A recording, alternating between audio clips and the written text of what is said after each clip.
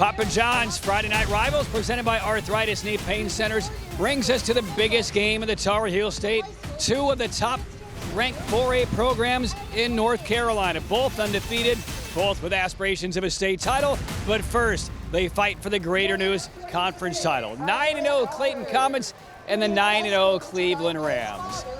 Hello once again, everybody, and welcome to the regular season finale of Friday Night Rivals. Patrick Keenis alongside former ECU Pirate Jay Sohnhalter. Jay, there are some fierce rivalries in high school football in North Carolina, and then there's Clayton and Cleveland. It does not get any more passionate than this. Well, it's passionate fan bases with what's on the line, the conference championship, the top seed in the state playoffs, star players. Dave Doran is here tonight, among other college coaches. The NC State head coach has come out here because the prospects on each team. Star-studded night with outstanding coaches, great players, a lot on the line. This is the best game in the state tonight. Might be one of the tougher games for you to winnow down. Who are the star players now? There's so many. So many to pick from. Over for Clayton, let's start at quarterback with Aiden Smalls, one of the top juniors in the state. He can run it, he can throw it. He's a leader on the offense, and he protects the football. He has pinpoint accuracy. Tonight, he's going to have to run the ball and use River Fiore, his tight end, who will line up as H-back, tight end, wide receiver, all over the field. He's an important piece of this offense and really poses a lot of problems to the opponent's defensive side. Over on the other side with Cleveland, Jackson Bird is committed to East Tennessee State. He's been a star throughout his time here with the Rams. He can throw the deep ball. This year he's really running a lot. He's a pure dual threat quarterback, and he's a leader for this program. Wide receiver Malachi Thomas has been his go-to guy. Bird's going to look for him, especially on third down situations, critical passing downs, and in the red zone. With his length and speed, he's a top weapon on the outside. Big-time keys tonight as well. The Clayton defense has been stout all year. The Cleveland Rams offense, we know about how fantastic it can be. What are the keys, Jay? Well, for the Comets, starting off, having balance with the run and the pass. They want to have that play-action pass set up with the run and then slowing down Bird. They've got to keep a spy on him and limit his opportunities on the ground. Over for Cleveland, the running game will be huge. Try to keep Clayton's defense really on the run, backpedaling, winning the line of scrimmage, and then tackling in space, doing a good job of swarming to the football and bringing down the ball carrier. All right, it's been over half a decade since Cleveland has lost a regular season conference game. With more on that and Clayton trying to dethrone the Rams, third member of our broadcast crew, Madison Little. A conference championship, playoff seeding, and bragging rights all on the line tonight as these two teams prepare for the biggest game of their season. Clayton's head coach, Scott Chadwick, told me, you can't play in a game bigger than this one. For his comments, it's about more than the postseason. Tonight's an opportunity to snap Cleveland's 51-game regular season win streak and also to redeem last season's loss. Last time these two teams met, Cleveland won in the final seconds due to a huge big Hail Mary from Jackson Bird, and Scott Riley, head coach for the Rams, told me because of that, he knows Clayton is coming into this one with a little more fuel in their fire, so his team needs to expect that and be ready. The Rams have had this game circled on their schedule all season long, but given what's at stake, Coach Riley says a win tonight would be that much bigger. And perhaps the biggest rivalry game in front of a record-setting crowd here at Cleveland High School. It all happens when we come back right here on Friday Night Rivals.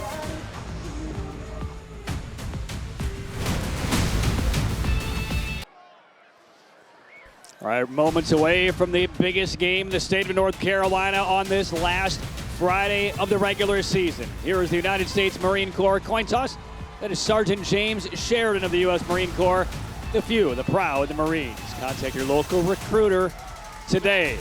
Both teams 9-0. Both teams ranked inside the top 10 across the state. And one of the biggest crowds this rivalry has ever seen, Jay, tonight. This is the best atmosphere as a player, as a fan.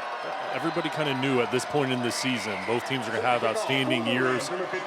But with it being two undefeated teams, with last year's ball game going down to the wire, the history in that game, what's on the line this year, this has been much anticipated. All right, here we go. 9-0 Clayton, 9-0 Cleveland. Cleveland in the black uniforms with the blue numbers. Clayton trying to snap a 37-game regular season conference winning streak for the Rams. They're in the white jerseys and the black pants. And here we go. The NC Safe kickoff brought to you by NC Safe. If you own a gun, lock it up together. Let's keep North Carolina safe. Kick returned by the Clayton Comets out to about the 30-yard line. Pretty good field position for the Clayton Comets. Scott Chadwick in his third year for the Comets. Last year, Jay, they suffered only 3 losses. They were 10-3.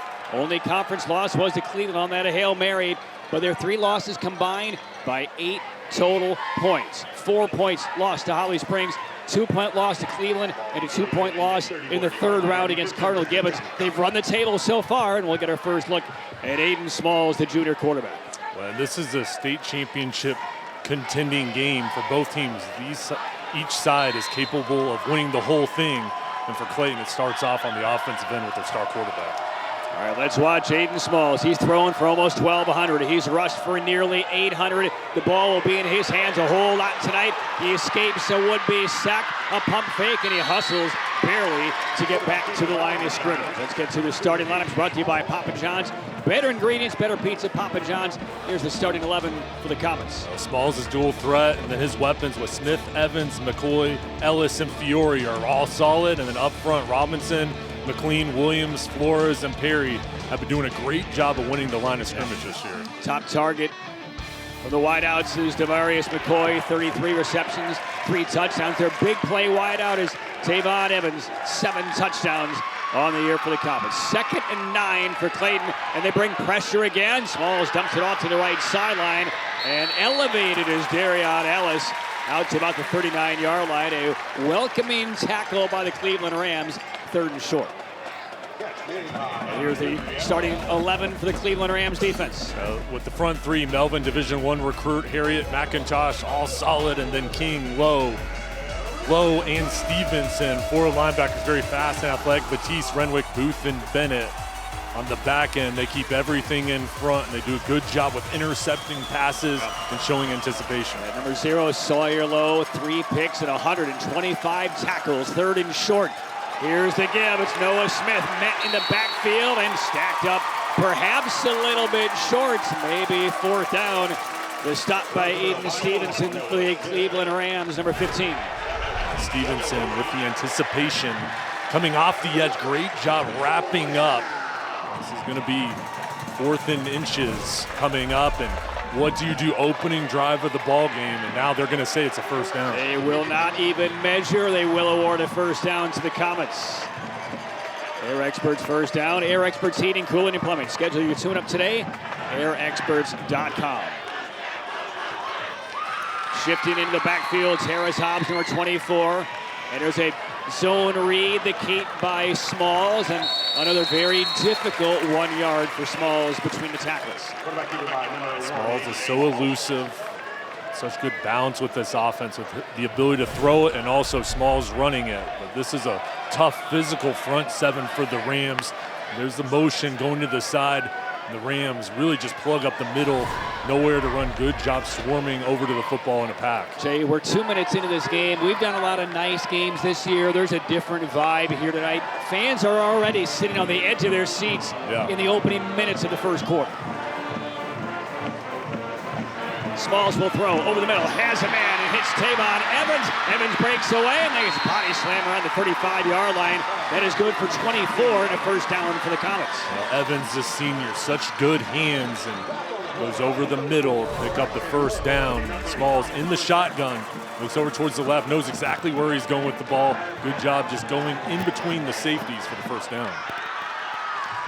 We're down to the 35-yard line. Evans has scored a touchdown in 7 of the 9 games for the Comets. 4-receiver formation on 1st down for Clayton. Smalls calls his number, cuts left, gets to the 30, escapes again, swings outside, and spun down inside the 25.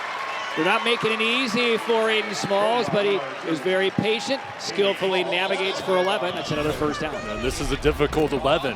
This is a design quarterback run with the draw. The offensive line sets up like it's a pass, then they release. And Smalls just kind of zigs up the Middleton, gets to the outside to pick up positive yards. This is a fast Rams defense. And Patrick, they do a lot of different shifts, motions on their defense with that 3-4 defense, moving guys around. Noah Smith, the tailback, he's offset left of Aiden Smalls. He will get the call here off the right side for a couple of yards. He's been banged up a little bit over the course of this year, missed 4 games with a hamstring injury, but he's back as the front line running back for Clayton. He has top-end speed. He's physical. He runs in between the tackles, but it's good with him getting healthy. Later on in the year, they missed him when he was out, but he's a difference maker in the backfield. Approaching the red zone, 2nd down for the Comets. Game's opening drive has taken almost 4 minutes off the clock. Once again, Smith hopping into the offensive line and maybe picks up a couple of yards. Stevenson again on the tackle for Cleveland. 3rd down. Stevenson, such a good athlete, 6-foot-tall senior. Already called his name a couple times, been very active. And there you see the front 7 with the Lowe brothers, Cameron Melvin, number 45. These are the critical downs in this ballgame, 3rd and 4th down situations where they've been so good all season. Right inside the UNC Blue Zone for the first time tonight. UNCGoHeels.com. 3rd and medium here for Clayton. They need about 5, perhaps 6. Smalls out of the pistol, a glance over to his sideline again, and we're going to get a timeout taken by the Clayton Comets. So the game's opening drive is inside the red zone. A big 3rd down upcoming for the Comets when we return.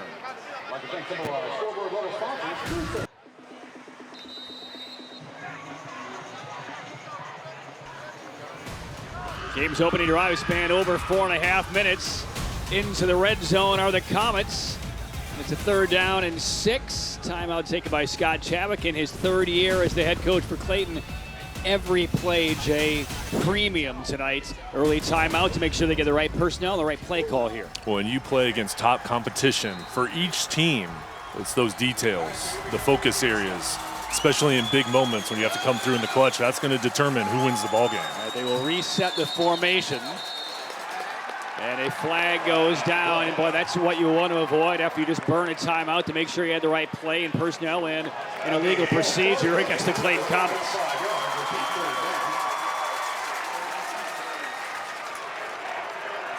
Chadwick will not be pleased. 3rd and 10. Perhaps change the play call here.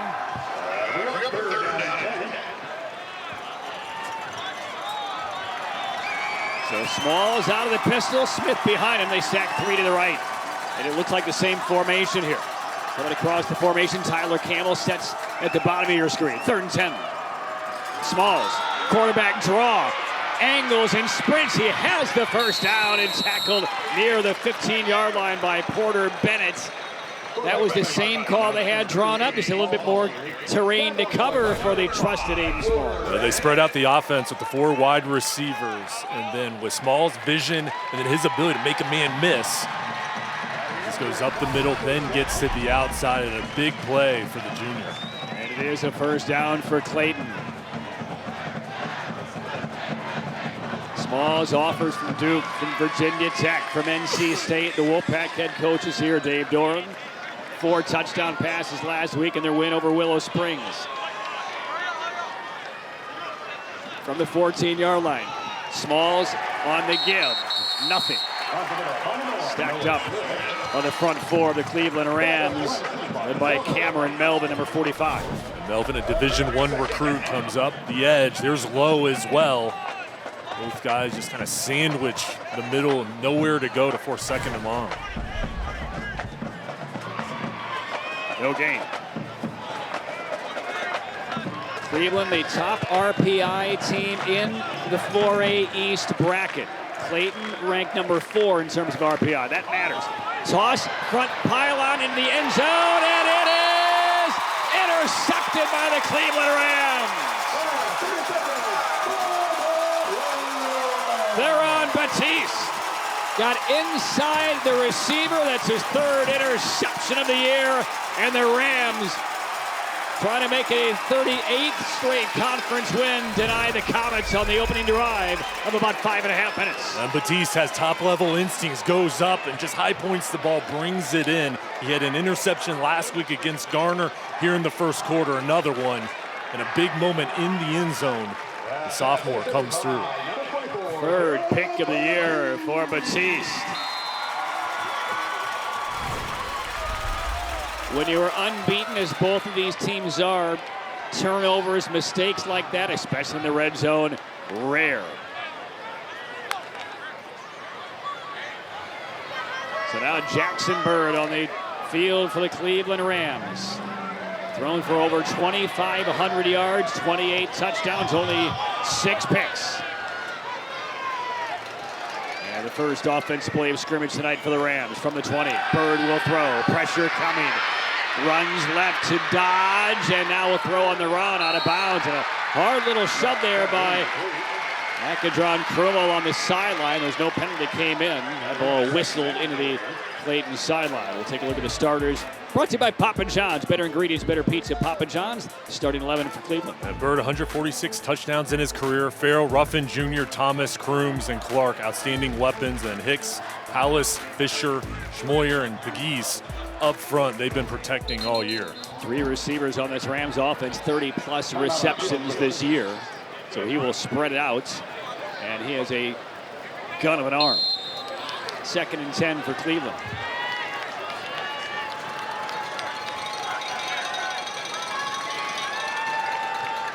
Long count. Faking with the shoulders. Bird rush around the right edge, gets through, and a somersault tackle up close to the 29-yard line. He'll be about a yard and a half short. 3rd down for the Rams. Now the Papa John's starting defense for the Clayton Comets. Well, up front, talented group with June, Kelly, Stansel, the 3 down linemen, Burt, Faison, Whitmer. Has had a great year. Then Atkins, Walker, Larkins, Crummel, and Foy on the back end. Very athletic, and they'll come up and hit you. 3rd down, we'll call it 2. Caleb Farrell is in the backfield along with Jackson Bird. Looking in the Cleveland Rams sideline, Scott Riley and his offensive coordinator will send in a new play for Bird. 3rd and short. Rushing 5. Bird will throw off his back heel. Downfield. Diving grab is made. It is a catch. It is a 1st down. Big reception by D'Angelo Ruffin on a pinpoint back foot pass by Jackson Bird. D'Angelo Ruffin Jr., he's a burner. He can stretch out a defense. 3rd down, straight go route. Ruffin Jr. lays out for it. Excellent concentration to bring this in with the hand-eye coordination. He won on the route, and that's a big play for his Rams offense. 43 yards, that throw on a dime by Jackson Bird. And into Comets territory for the first time from the 35-yard line. Bird, time to throw. He wants it all. Has a man wide open. Streak into the end zone again. It's Ruffin from 35 yards out. Touchdown Rams.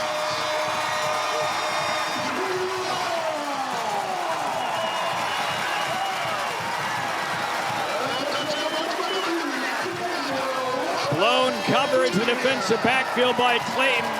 And wide open was Ruffin. 35-yard touchdown reception brought to you by Original Grills. Elevate your grill game. Jay, what happened? 8th touchdown in the year for Ruffin Jr. and just straight go route again. And just miscommunication on the back end for Clayton. What a drive. 2 back-to-back throws from Bird to Ruffin Jr.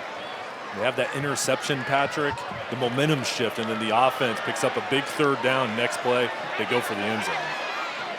And the extra point is good. And when you're the Clayton Comets, you have lived on your defense all year, but they got beat twice over the top by Jackson Bird. Ruffin, the recipient, and the early lead on this biggest rivalry night in the state of North Carolina.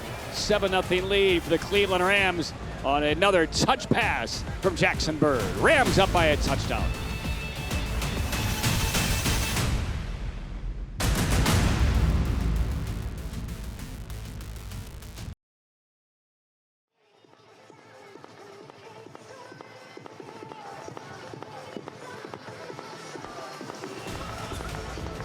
Jay, we expected this to be 100% entertaining. 7 minutes in, I'm entertained. How about you?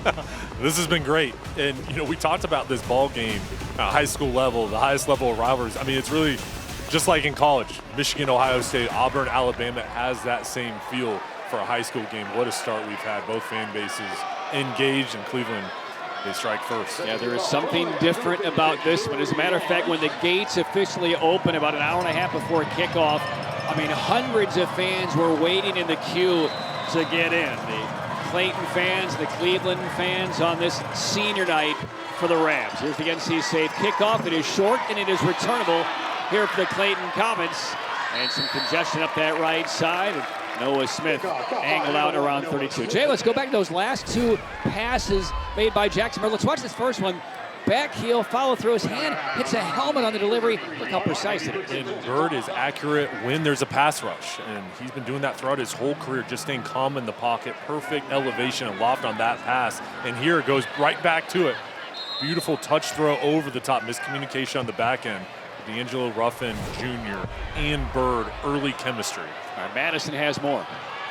Yeah, well, Scott Riley leading another successful offense. His love for the game, the reason he is here. He actually got accepted and planned to attend law school following college, but couldn't leave the game behind. He decided he would teach American history and coach instead. So in 2004, he took his first job on staff at Harnett Central. Now, 20 years later, still in it, still surrounded by the same people he started with. His coaching staff, specifically Coach Riley and his offensive coordinator, Jason Capps, worked together at Harnett and came here when Cleveland job opened. And they've been together since. Coach told me that continuity is a big part of the Rams' success. Growing up, these athletes know what to expect from this staff, and we're seeing glimpses of that already, guys. And Jay, you've been around high school football in North Carolina for years and years and years. How hard is it for a coach like Scott Riley to maintain a high level of football here with Cleveland?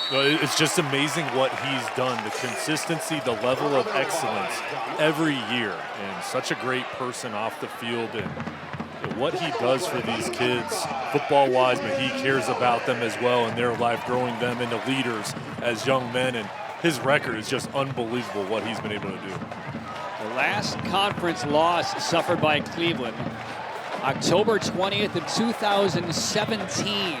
37 straight regular season conference wins. The last team to beat them, we're playing them tonight, Clayton Comets. 2nd and 11.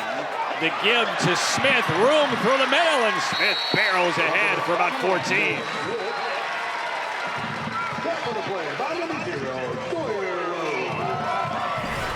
Smith so quick. Good job waiting for his offensive line to set up. There's a gap right in the middle. Just darts through for another first down. Air Experts, heating, cooling, and plumbing first down. Your tune-up can be scheduled, airexperts.com. Fiore in motion, sets as the wing on the left. Smith again, probing, and Smith picks up about 5 or 6 yards. A lot of extra effort yards on that right side. He's kind of squeezed his way past. He has a relentless style with the way he runs, and it looked like it was only going to be a couple, and he just spun out of it, did not give up. And that's what you need in this type of ball game. That extra effort. Looks like he's going down. He spins around. There it is. Picks up 3 extra yards. It makes it more manageable for second down. First offensive drive for the Comets got into the red zone. Then an interception thrown by Aiden Smalls in the end zone. 2nd and 5. And this is Aiden looking for a big hit, and Smalls knocked backwards. They'll give maybe a half yard on forward progress, and that is Darrell Harriet, number 55, laying the lumber. Harriet is a strong player in the middle, and Sawyer Lowe as well comes over, one of the best linebackers in this state. He was our scholar athlete for Cleveland, just has a nose for the ball. And watch number 0 tonight. He just finds a way to make plays. 3rd down and 4 in plus territory for the Comets, trailing 7-0. Cleveland brings an extra man. They throw underneath, and the catch is made. That will be enough for a first down. Just finding the sticks. Tavon Evans got there, and as did the pass from Smalls. And Evans, a senior, knew where the first down marker was, got about 2 yards past it, then comes back to the ball. Nice execution from Clayton. The offensive line giving Smalls time to throw it, and this drive continues. Comets 9-0 for just the 2nd time in 34 years as they enter this game tonight. First down. Fake the toss. Smalls going deep down the middle, looking for Evans, and it's broken out nicely. And there again is Theron Batiste, who had the interception a couple of minutes ago, breaks up that pass. This one was close, and I love the play design from Scott Chadwick. You have the fake pitch, from Smalls in the shotgun. There's the fake. Get the defense looking over towards the left, and then you have your wide receiver flowing over to the other side. So close, but Cleveland, good job with their coverage. That was good fortune for the Rams because that was Evans behind the defense. Sees the sophomore, though, caught up. Second down. Under 2 minutes for the opening quarter. Fiore sets as the right wing. Whistles blown, and I think we're getting another timeout here by Clayton. And yeah, you can tell right there, Scott Chadwick unhappy earlier in this quarter, calling a timeout. Unhappier still now. So one timeout remaining for the Comets. Well, here and bring everybody over, second and long. Make sure you're on the same page. And Cleveland has had problems with that quarterback draw, so watch for Clayton here to use Aiden Smalls with his legs. But again, make sure everybody knows their job on this play. And Patrick, they're winning the time of possession so far in this game.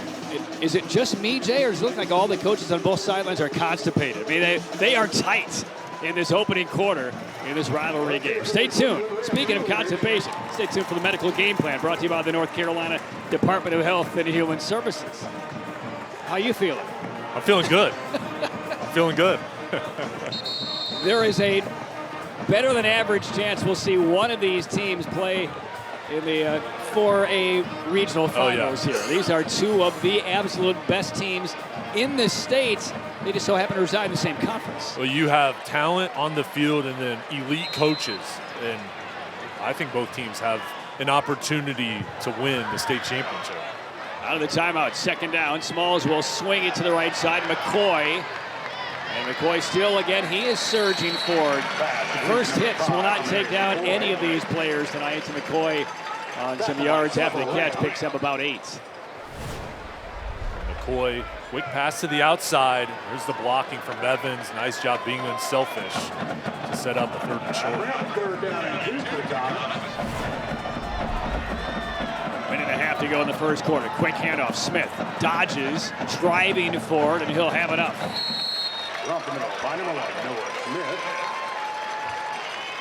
Scott Chadwick has to be pleased with his offensive line.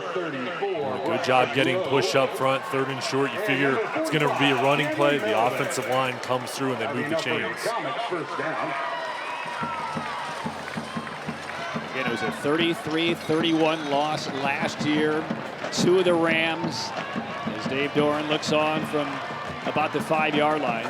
It's a Hail Mary in the game's final play. Smith again dashes forward. And a good chunk on first down, nearly 5.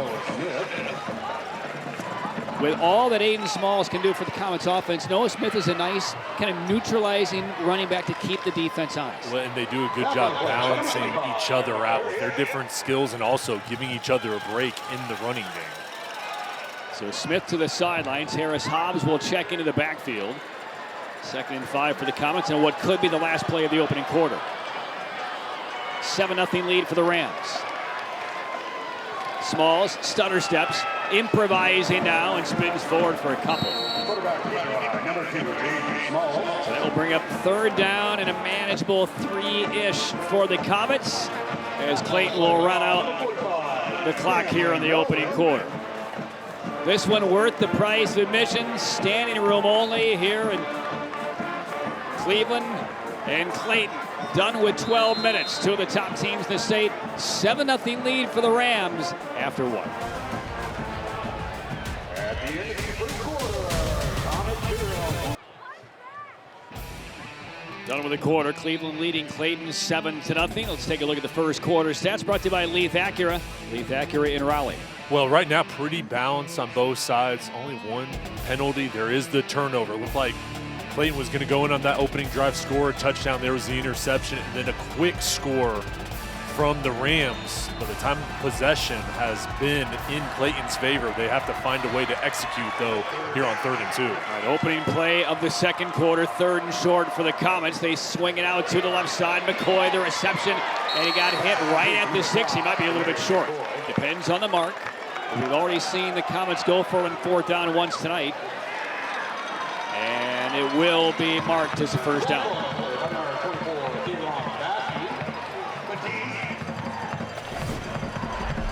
Quick pass to the outside. Nice job with the little cut to the inside, and McCoy finds a way to fall forward and just get enough. So a fresh set of downs for the Clayton Comets from the 21-yard line. There's the give. Hobbs. Down the line, Small on the keeper. Take it back. I thought he'd give it to Hobbs. Shifty was Hayden Smalls. Big gain by Smalls. That's good for about 14. Smalls averages over 7 yards per carry. And elusive. And then he has the power with the stiff arm to finish off the run. He's such a weapon, throwing as well as running. And the presence, that's really adroit shift from the right arm to the left arm as far as carrying the football. Inside the UNC blue zone, Smalls yanks it away from Hobbs and then pays the price. But still doesn't go down. Smalls to the end zone. Oh, what a run by Aiden Smalls. Pinballed around, certain to go down. But no, it's a touchdown for Aiden Smalls. His 18th on the ground this year. The Comets within one. And you can see the passion for the game that Smalls plays with. This is a zone read. He pulls the ball at the last second and then refusing to be tackled, keeping the play alive in the vision to get to the outside. Gets hit a couple times, still doesn't even fall down. That was a big finish for this Clayton offense. And now Smalls will hold the extra point try to attempt to tie the game. Chris Mejia does knock things up. We have seen some hard-nosed bruising runs on both sides in this opening half, and none trump the one we just saw from Aiden Smalls.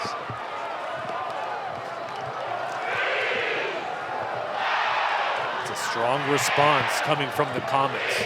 Two really good drives. The first one, you have the turnover. How are you going to respond to some adversity? On the road, Cleveland goes in, easily scores a touchdown.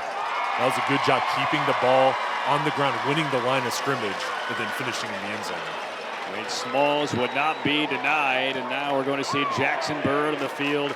I haven't seen a lot of Jackson so far in this first half. That's because the first drive resulted in a really quick touchdown. Two big plays, both to D'Angelo Ruffin. I mean, I know it's a team game, right? But when you see that finish by Aiden Smalls, if you're Bird on the sideline saying, I can beat that. Yeah, well, you want to get back out there. Yeah. And you had that impressive start, but you only have that one kind of opportunity. And you want to get back out there and kind of control the game and give your team a chance here on this drive. So we are 7-all. Now time for the NC safe kickoff. If you own a gun, lock it up. Together, let's keep North Carolina safe. Nathaniel Lunger will kick it off here for the Clayton Comets. 7-all. Less than a minute gone by in the second quarter. End over end and short. And returnable here for the Cleveland Rams. And it's Tibbs losing yardage and driven back. Tackled to the 15. They'll give him forward progress, if you want to call it that, to the 21. Delmont Burt hustling down the field. Special teams will be a big factor here tonight. Sky kick. Watch number 20 come down. And just kind of forces multiple other teammates come over to help him make the play. There's John Clark, one of the up men. Eroded on that return, back to the 21-yard line. That's where this drive will begin. Just the second of the game for the Rams. Early moments, second quarter. Jackson Bird carved up the defensive secondary, and the only offensive possession so far for the Rams. See what adjustments Clayton makes. Their calling card has been their defense all year. Bird throwing, tosses, nice fingertip catch. Juggled and brought back in by D'Angelo Ruffin. Targeted man for Cleveland. Toughest catch of the night right there. Could have come out twice. 3 catches already tonight. And Bird is highlighting him, looking for him. Play action pass, get rid of it quick. And that is tough. When you know you're going to get hit, you have to stretch out. It shows you the focus and the toughness. He got popped by Cody Larkins, but held on. He could have juggled and dropped that one, not once, but twice. Gain of 9. Bird on the give, and that's first down yardage. Farrell will take it to about the 33. Cody Whitmer on the tackle. He's the star linebacker. 2 really good ones tonight with Lowe and Whitmer on each side. Yeah, Whitmer, number 4, a 2-time conference wrestling champion as well as an outstanding member of this defense for the Clayton Comets. There he is right there, number 4. First down Rams, tie game. And a penalty marker toss from the back judge. That's Gary Wiley, 30-year official across the state of North Carolina. He's officiated 2 state title games, 1 All-Star game, and the infraction against Cleveland, first of the night against the Rams. And can I say this for Gary Wiley? Strongest handshake of any referee I have felt all year. That guy still lives in the weight room. Huh? He's in the weight room a lot. Did he break your hand? I don't dead fish handshakes. I mean, I tried hard, and he was beaten. Lost to 5. Bird will throw. Dances. Toss the sideline. Leaping catch. And was it maintained under control? Yes. Out to about the 37-yard line. DJ Crooms. Pass complete to number 9. Crooms, a veteran, college-level player, coming back to the ball. I don't know, Jay. Ball Didn't get control, did he? They're going to give it to him. Called a catch. Second down and 5 for the Rams. Didn't look like he had control of that football at all. Second down at about 6.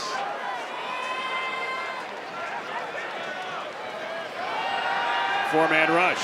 Bird hedges, sprints away, throws on the run, and just over the head of Ruffin. Tyrell June got the initial pressure, forcing Bird out of the pocket. Clayton's defensive line wins with speed. There's the up and under move by June, forcing him out, and then Stansel comes and forces the high ball.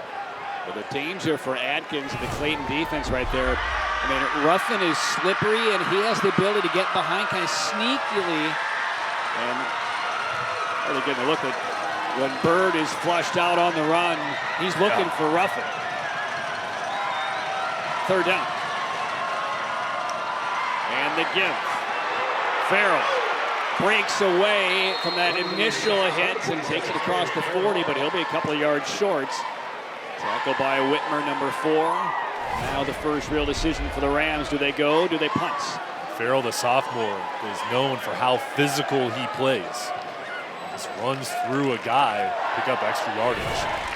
It's 4th and a short 2. Offense remains on the field for Scott Riley's Rams. And this is in Cleveland territory in a first major gamble of the night. Tie game, 3 minutes gone by second quarter. Watch the hard count here. Bird out of the gun. There's the snap. They're going for it. Bird loads up and finds his man. And just beyond the sticks, that's a first down. Chris John Clark brought it in. Just raced beyond the first down line to gain. Settled in, and Bird drilled him in the pass. Yeah, they spread the field. Clark comes back to it. That shows a lot of confidence from Scott Riley, the head coach, and Joseph Capps, the OC, going for it on 4th and short in their own territory. But they knew they trusted Bird and the wide receivers. First down from the 45. 10 on the play clock. 3 receivers to the bottom of the screen, 1 up top. Bird on the give, Farrell. Resistance, driven back. No gain.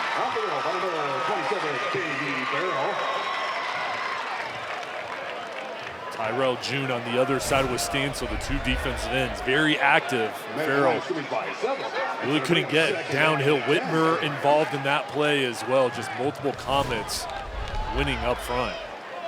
Well, this is as high level as we've seen all year. I mean, the jousting and the fighting by the offensive line against the D-line on both sides tonight. Different level. 2nd and 10. And a very cleanly played game as well.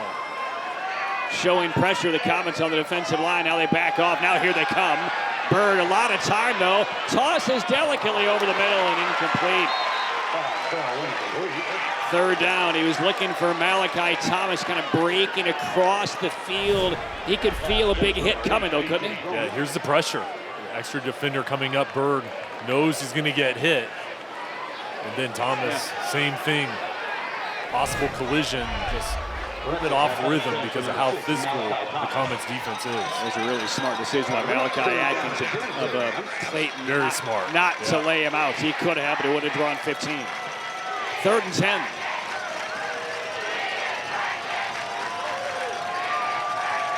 Jackson Bird, 3-step drop. Here's some pressure. Can he escape? On the run, and it's in and out of the hands. Incomplete. Went for Ruffin again. Broken up by the Clayton Comets. And that's Atkins, number 9. 4th down. We haven't seen a punt yet tonight. We are about to. This started from Keyshawn Stansel, number 8, on the left side of the screen. Wins and then forces Bird out of the pocket, having to get rid of it.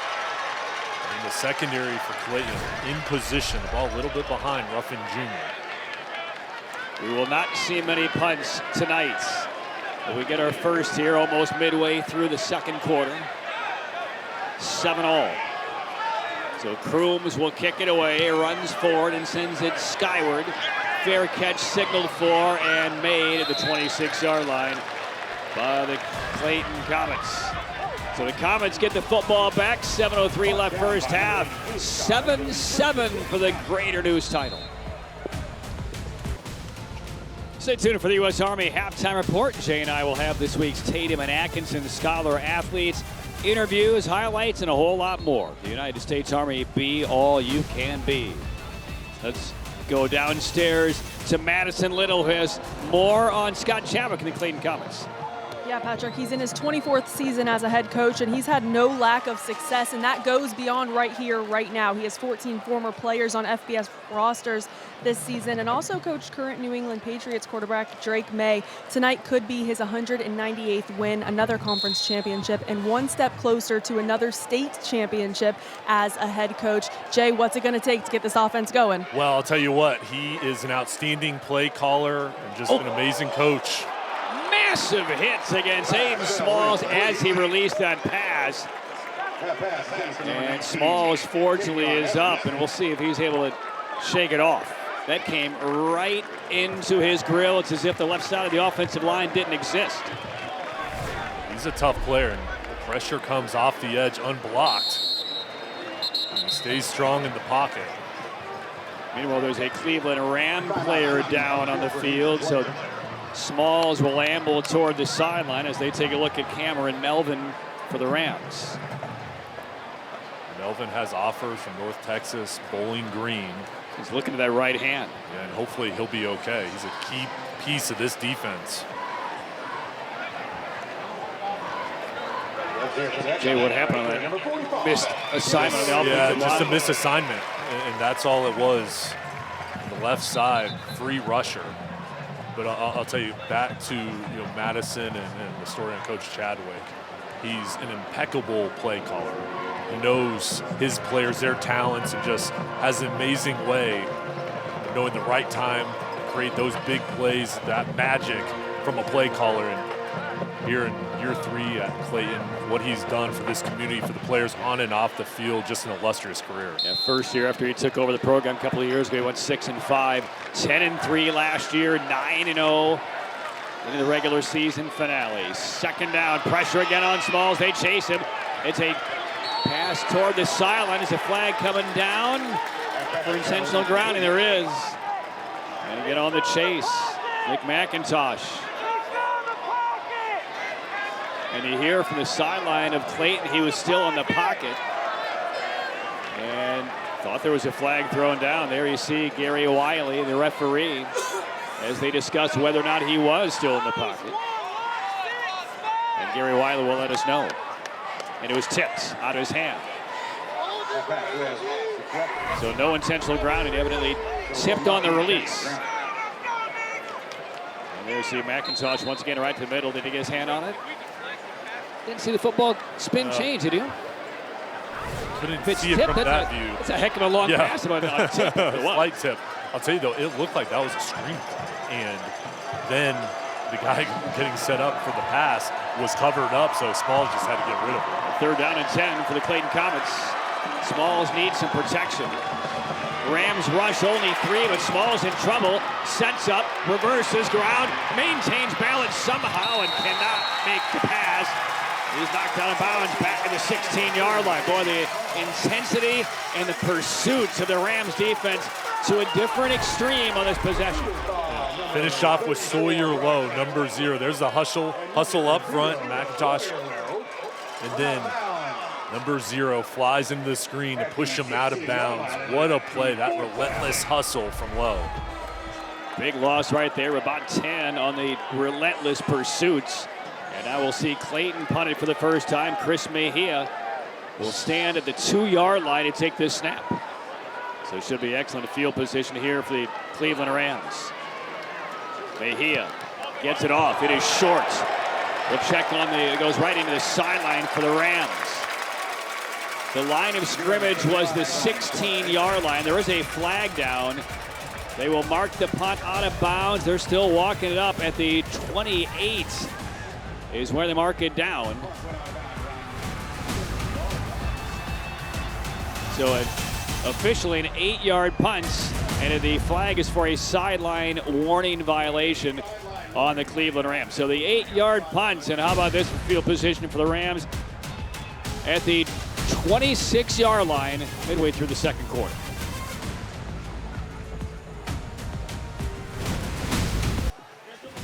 Stay tuned for the medical game plan brought to you by the North Carolina Department of Health and Human Services. 7-7 tie, Rams and Comets. They remarked the punt, Jay, from 8 yards out to 14. So this drive will begin with impeccable field position for the Rams at the 30-yard line of the Comets in a tie game. You're asking a lot of your stellar defense when you give them a short field like this to defend. Tough position in for Jackson Bird. Just an easier opportunity with the ball already on the 30. All right, Bird, design sprint out to the right, throws back across his body, hits his man, and inside the 20 and brought down around the 16-yard line. That's DJ Kroom. I take it back. That is Thomas instead for the catch. So tall, long. He's got the ball skills. He's a future college player. He's only a junior, 6'4", 170 pounds. Elusive. He has the hand-eye coordination. So there's the look at Thomas, second catch of the night inside the UNC blue zone. UNC, goheels.com.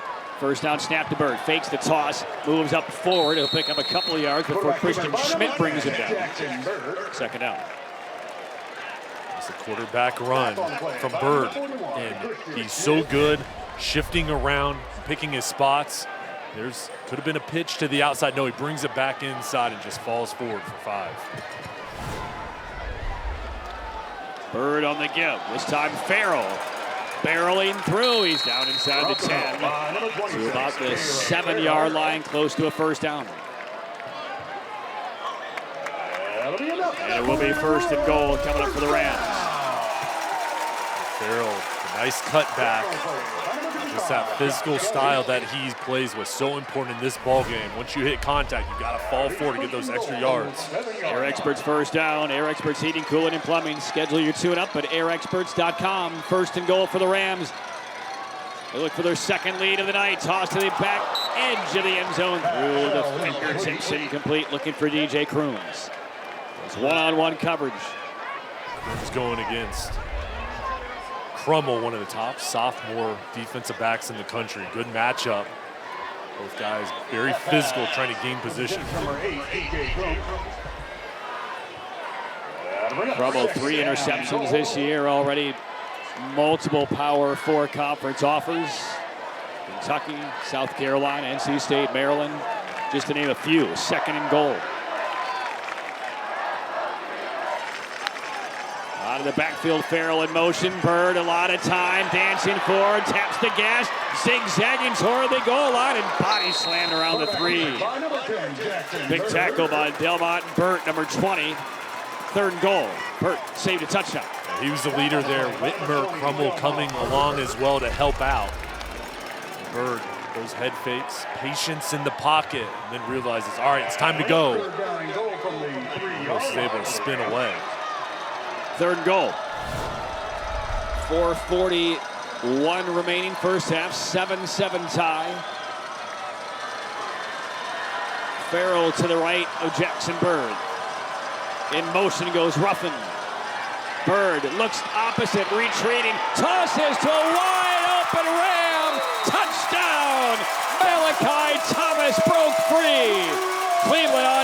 13-7.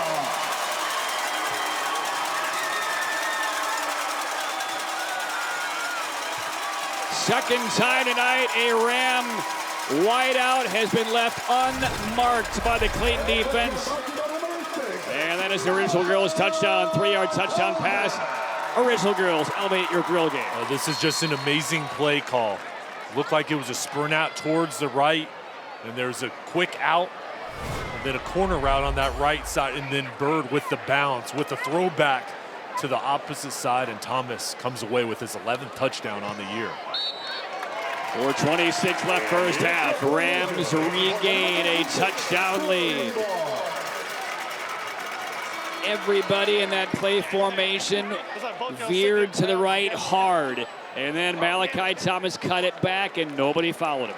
And you've got to have a quarterback that can sell it towards the right and then also trust in your O-line that you can protect on the backside, kind of create a wall to give Bird time for that play to develop, and then Thomas goes all the way from the right side over to the left.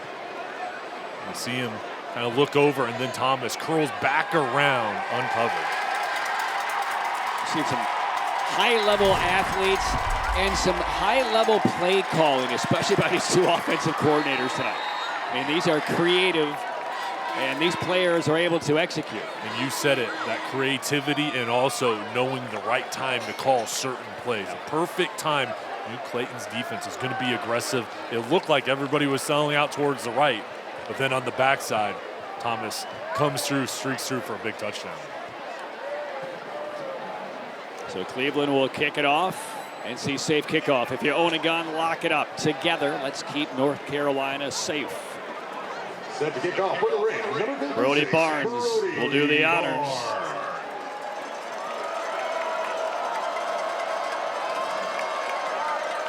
Marius McCoy awaits the return.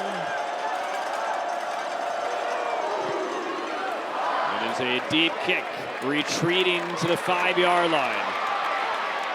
Not a lot of room up the sideline, and a big hit at the last moment by Cleveland. That's Ronalon Renwick who laid him out. And this drive will begin from the 25-yard line. A reminder coming up, stay tuned. The U.S. Army halftime report. This week's Tatum and Atkinson Scholar athletes, highlights, interviews, and more. U.S. Army, be all you can be. On the return, holding against the Comets. So the poor field position will be worse. Exacerbated by that penalty, just the second penalty on the Clayton Comets in this first half. So 4:19 to go in the first half. Comets football down a touchdown. Cleveland will get the ball coming out of intermission. Just one timeout for Clayton. This is an important drive for the Comets. Yeah, and to get some momentum going into the halftime break. In the way they've been able to run the ball, control the clock tonight. The goal, the mindset right now for Clayton is let's score a touchdown, but let's use this time, use the 4-minute drill. Two backs behind Aiden Smalls. After the penalty, this drive begins to 15. This is Smith. No, they take the pullback by Smalls and a good fake, but the Rams defensive line was right on it, sniffed it out. Maybe one for Smalls. Excellent deception from Smalls, just holding on to it as long as he could, then pulls it on that backside of the defense. Sawyer Lowe, not fooled though. There's the pull, he comes back. Smith didn't want to give that up, did he? Yeah, they were both kind of wrestling for it, but that's the quarterback's right, to hold it in the belly and then pull it if he sees a lane to run. Just make sure you don't have a mistake on that pullback, because it'll be a turnover in this area would be fatal here for the Comets. Quick swing out, wide receiver screen, and nothing. Absolute zero there for McCoy and the Comets. Third down. Batiste has had a huge game so far with the interception, a couple tackles. And the recognition with the quick pass to the outside, beats the block and makes the play. Loss of a couple, third and long for Clayton. Cleveland still has all three timeouts. Scott Riley gets a stop here. You might see him take one, force a punt from again deep in Clayton territory, and try to put some more points on the board before halftime. They need the 25-yard line, third down. And a flag is dropped. Flag on the play. This is delay of game. It is not at all what Scott Chadwick wanted.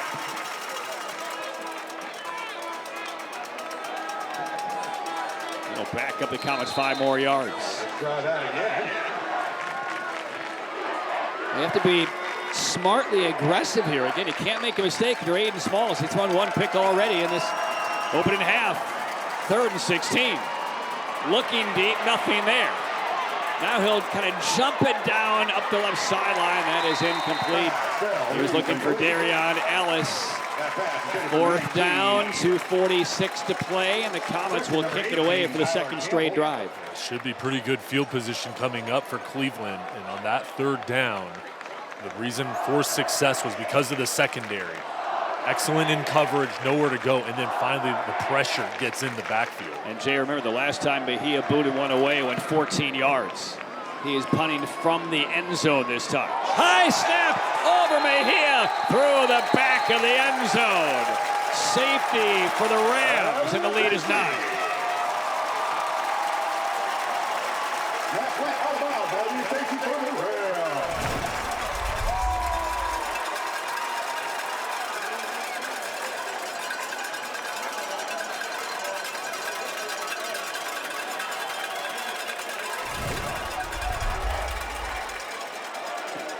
All mistakes in a game like this are magnified.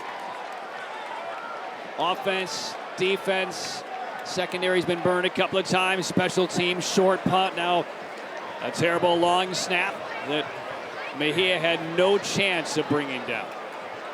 For Clayton, it's about facing this adversity and refocusing, locking back in, and the defense coming out on the field. They've got to get a stop. And over for Cleveland, all right, you've got momentum. You have a 9-point lead. You're getting the ball after the half, but this is the time where you want to put the pressure on. You get another scoring drive here. You can stretch out this lead. We can read it on Scott Chadwick's face just how important the next couple of minutes are for his Comets.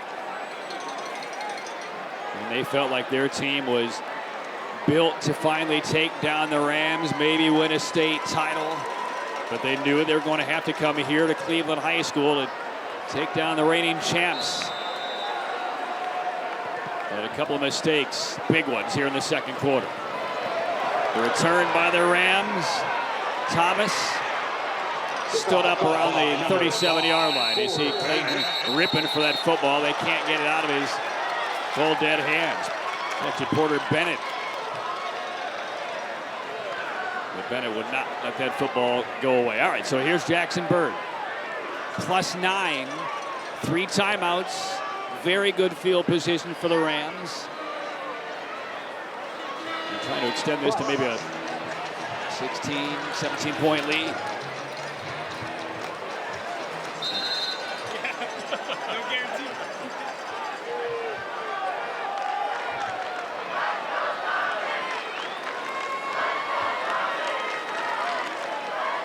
Cleveland held off Garner last week, 29-28.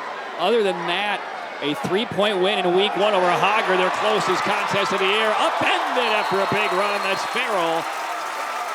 Right past midfield, going airborne, and a pickup of about 16. Farrell's impressed me tonight. His balance, there's the vision. Get to the outside, and another big play on the ground.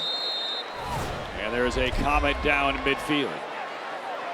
That will stop the clock, 2:23 to go. That's Cody Larkins for Clayton.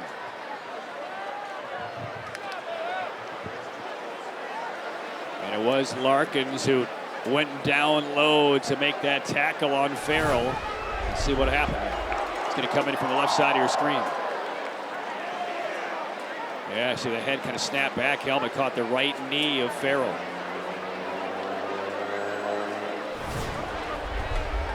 See the entire athletic training staff and coaching staff is out just checking on Larkins to make sure he's all right, sitting up a bit. Very good sign, but they will certainly check him out further on the sideline. Let's hear for that young man right there. Number 17, Cody Larkins. Run on that last play when my mic died was number 27, Caleb Farrell.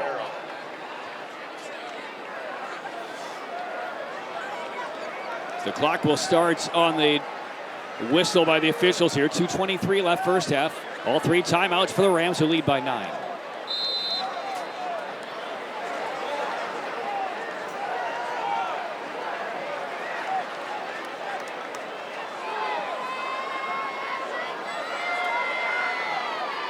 Long look to the sideline by Bird. Play clock stopped. Now it's been reset. Ticking down at under 20 now as Bird is ready to go. Comets rush 3, and they give to the back, and stopping momentum, Josh Kelly, and then at the back end of that play, Farrell thrown to the ground by Kelly. We've seen this over the years in this rivalry where things get very intense very quickly with a lot on the line for these two high schools separated by a couple of miles. And you have to be careful because the referees are going to call this game close, knowing the rivalry, and it's a little bit extra after the play. So there's Gary Wiley. He wants to make sure he marks this off properly because the defense stopped the play for a loss, but they will mark it from forward momentum plus 15. Fourth penalty on Clayton. We'll give you some sound here, and you'll hear the whistle and then see when the extracurriculars occur. And that's a good 2 or 3 seconds. That was an easy call for Gary Wiley. So the moment is a little too big right there for Josh Kelly. He knows it. And with the mark off down to the 38-yard line, first down for the Rams. 1:50 for the half. And Scott Riley still lobbying one of the officials on the near sideline. Not sure he felt like the mark was correct. It is. And here we go on first down. 4 down linemen for the Comets. Bird on the give. Farrell to the short side of the field again, spun around, dropped down inside the 35. Boy, he runs hard. He does. Runs with the purpose. With him running the football, they can use this clock, narrow down the first half. And there's that spin. Just quick feet. 2nd and 6. Minute 20 for the half. Rams right now in no rush. All 3 timeouts. 3 receivers up top. Bird runs that way. Pursuit from behind. Throws high to the sideline. Incomplete. 3rd down, looking for Chris John Clark. Big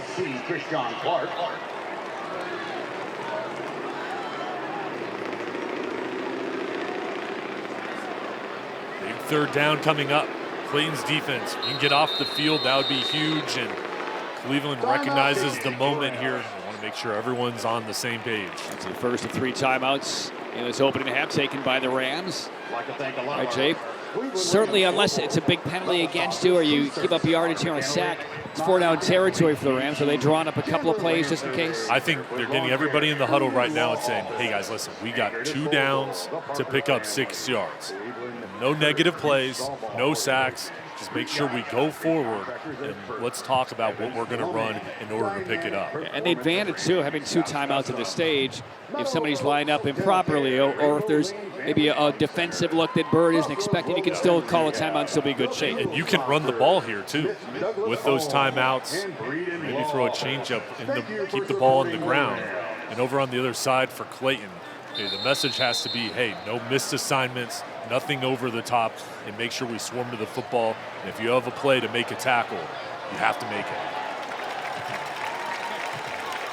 An absolute robust crowd tonight in Clayton, North Carolina.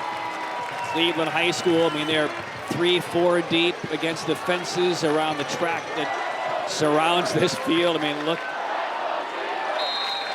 No open seats. No spots for us down there, Jim. Here we go, 3rd down and 6 for the Rams. Bird will throw. Here comes some pressure up the middle. Trying to escape, and he will throw it to the right side. The catch made at the 35. A little dance forward for a first down. Face mask grabbed. Helmet ripped off. and 15 after the catch by Porter Bennett. And how did Bird escape? And Bennett's hot, and he should be. Number 5, Porter Bennett. That was a full 5 fingers on his face mask, ripped off of his head after he caught the pass. And 2 major penalties against Clayton on this drive. Just an amazing play from Bennett and Bird, not giving up, and this is going to result in not only a pickup, but also with the penalty, he's going to take it inside the 20. 58 seconds for the half. And here is Gary Wiley again, trying to get this one back under control. Personal foul face mask against Thomas.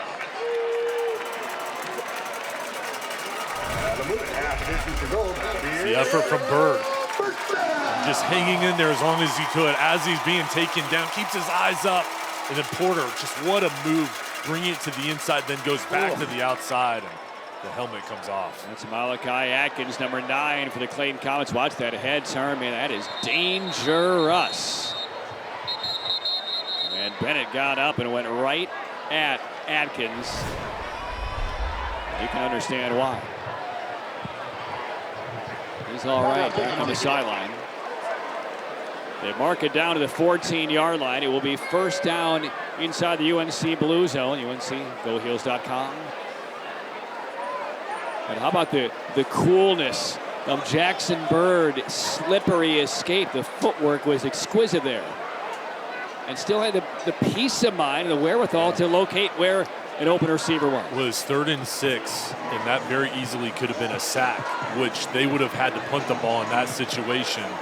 And then essentially, you know, you give the ball back to Clayton underneath a minute, and then they're able to extend that play, pick it up, and now you're going to be in a good position to try to put on more boards before the halftime break. All right, how did the Comets get their composure back? We've seen it kind of break down a couple of times in this drive. I think everybody just needs to lock back in, refocus, calm down, and realize, hey, listen, this drive, a couple big plays, we've had some mistakes, but we've got to keep the Rams out of the end zone. Make sure we have a spy on Bird, stay tight in coverage, and D-line, we need a pass rush. We may have a delay here. I believe one of the linemen for Cleveland, Blake Powis, may have fallen ill on the field a moment ago. So that is the delay right here, as you see a couple of members of the support staff for Cleveland, the athletic department, going to the area on the field to treat it. Yep. So we will have a little delay here with under a minute to play.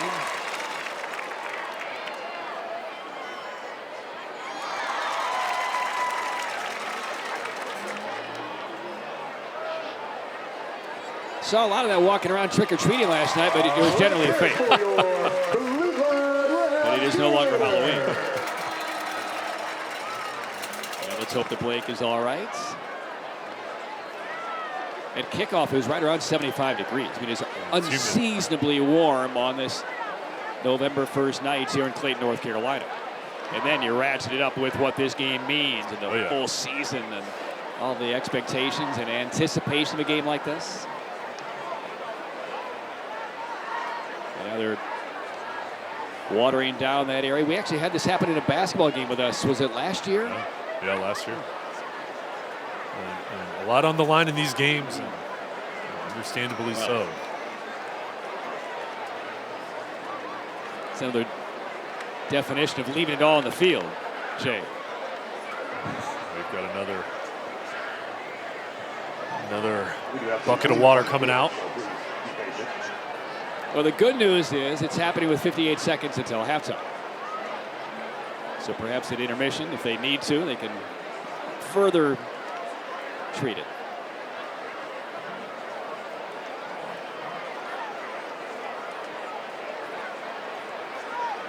Meanwhile, Scott Chadwick has taken this delay to really lobby Gary Wiley and the officiating crew.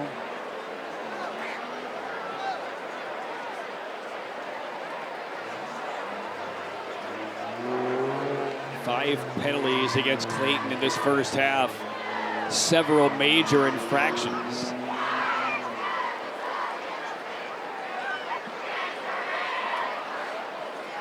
Again, as a head coach, you want it called fairly both ways, evenly both ways. So maybe there are things out there that Scott Chadwick has kind of seen behind the scenes or below the surface on things that he feels like Cleveland could be called for infractions. Just hasn't happened. We've only seen one penalty on Cleveland's first half. But some obvious and clear 15-yard penalties against the Comets this first half.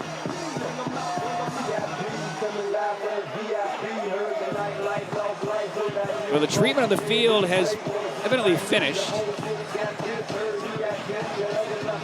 The officials kind of huddle up, maybe not necessarily over that area, but you see Gary Wiley in the white cap going over to the Cleveland sideline. Maybe he may not need to really talk with them. He might just be getting away from the aroma.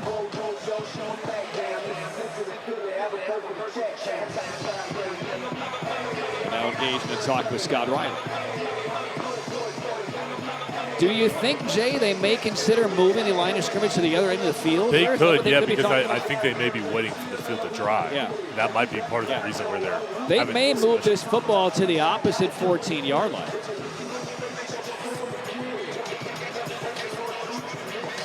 The ball has not been spotted. One of the officials actually has the football in his right hand.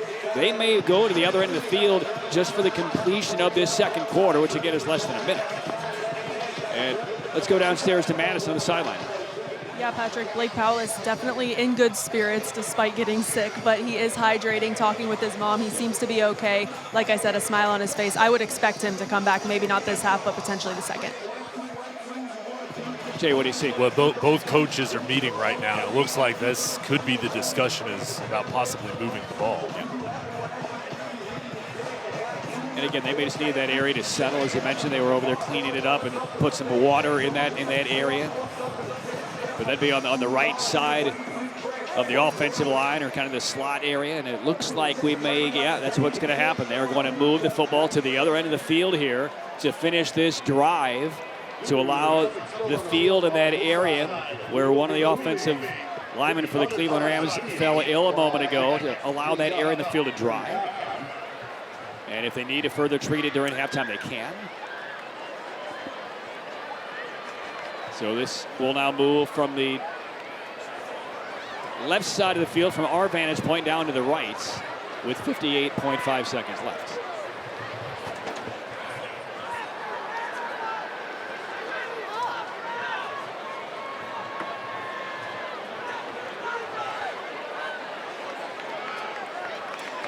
Just hope there's not a stiff breeze downwind to the other end of the field. So now we will resume.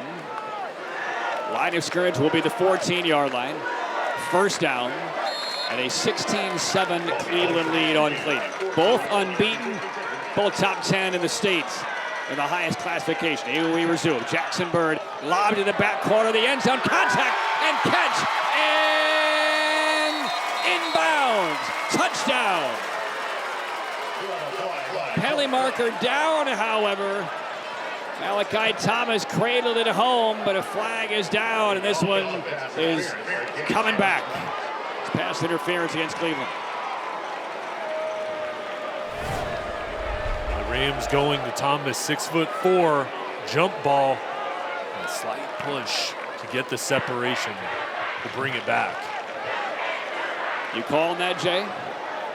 Is that enough? I think that nudge created, it wasn't much, but it did create that extra step. Remember, during that long delay, Scott Chadwick was, again, working the officials on that sideline about something. They helped him get that call. So instead of a touchdown, wipe it off the board. Still first down, 53 seconds left. Scrimmage is now the 28, so we get a stoppage play. And they are sending Josh Kelly off the field. So Kelly replaced by Anthony Holloway.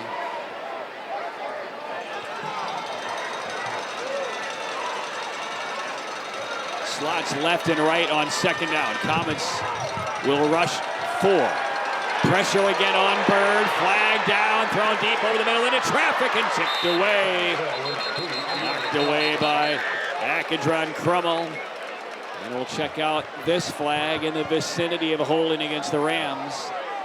It's going to be holding. That's the call. Back-to-back big penalties against Cleveland. And this drive, which looks so promising, is in reverse for Scott Riley. It's on the right side. See June, number 11, getting held on a shoulder pad. And he still got it there. Javarius Pegues, the right tackle. And now back to the 39-yard line. And now we get a timeout taken by the Rams. Timeout taken, Rams. Well, I've never seen a drive momentum stalled by vomit on the field, Jay, but this drive has sputtered as a result. A long delay, you're switching ends, and now we've seen two big penalties on Cleveland. In that stoppage in play, kind of gave both teams an opportunity to reset. And coming out of that, the two penalties and mistakes over from the Rams have helped out Clayton. Now, this defense for the Comets, they've got to step up here and try to get off the field. First and 35, you've got a good setup here, only 46.8 seconds left, but at minimum, field goal. But you want to keep moving this ball back, try to get a turnover, but stay strong here and get the stop. Yeah, remember, twice in that opening quarter, the Clayton defensive secondary got toasted on back-to-back catches by D'Angelo Ruffin. So yes, the Comets are now forcing the Rams back. They need to be careful of the over-the-top ball. It is still first down. It is now from the 39-yard line. They need to reach the 4 to get a first down. Bird, four-man rush again. Throws left side, has a man underneath inside the 30 and pushed out. And stops the clock. DJ Crooms on the catch. Crooms down to about the 24. That's a good start. Plenty of time for Bird. And a solid play. You get the separation, put the ball underneath. Give yourself a chance here moving the ball down the field. And still plenty of time in the situation. 39 seconds. One timeout. You're down to the 25. Second down. Bird. Pocket begins to collapse. Lofts up the left side and just about a half stride ahead. One more time looking for Crooms. The speed on the outside for the Cleveland wide receivers. Very difficult matchups for the secondary of Clayton. Spot on coverage there, but look for the Rams go back to that deep passing play with the touch that Bird can put on the ball. He can highlight the matchup he likes and try to go over the top. So from the 25-yard line, as it sits, 42-yard field goal if no gain on this play. That might be out of the range of Brody Barnes. Here come the Comets with some heat. They screen it out. The catch made by Farrell. He's inside the 20, 15, sniffs the end zone, dives and scores! Touchdown, Cleveland! Caleb Farrell on a 25-yard screen play gives the Rams a 15-point lead in the final half minute of the first half.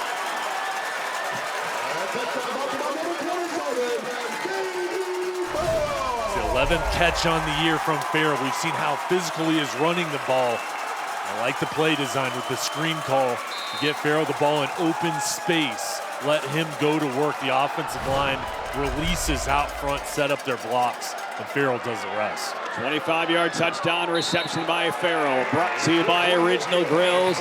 Elevate your grill game. Well, the drive backpedal after a couple of penalties and a field change, but exacerbates the headache for Scott Chadwick and the Clayton Comets. 25 seconds left in the half, and this one is getting away from Clayton quickly. And a reminder, the Rams get the football to begin this third quarter. Taking advantage of the momentum. Cleveland has it right now. A couple penalties, couple mistakes, make it first and long. They just kind of chip away at it, and then they use the screen play to get in the end zone. The home field advantage, you get the ball coming out of the break. Scott Riley has to be very pleased with how hard his team is playing and how they're executing. 16 unanswered points by the Cleveland Rams. So after the kickoff, we will be flipping the field again. So after this kickoff here, they will be turning the field once again because they don't want to have the possibility of Clayton go down to the other end of the field, which again was mistreated a little while ago. Accidentally, of course. 25 seconds to go. NC safe kickoff. If you own a gun, lock it up. Let's keep North Carolina safe. The approach and the kick. It's a good one. From the 3. Room up the right side, past the 30, and there goes McCoy, one man to beat. McCoy is on his way to a touchdown with 13 seconds to go in the half. 97 yards to Marius McCoy. Life back in the lungs of the Clayton Comets.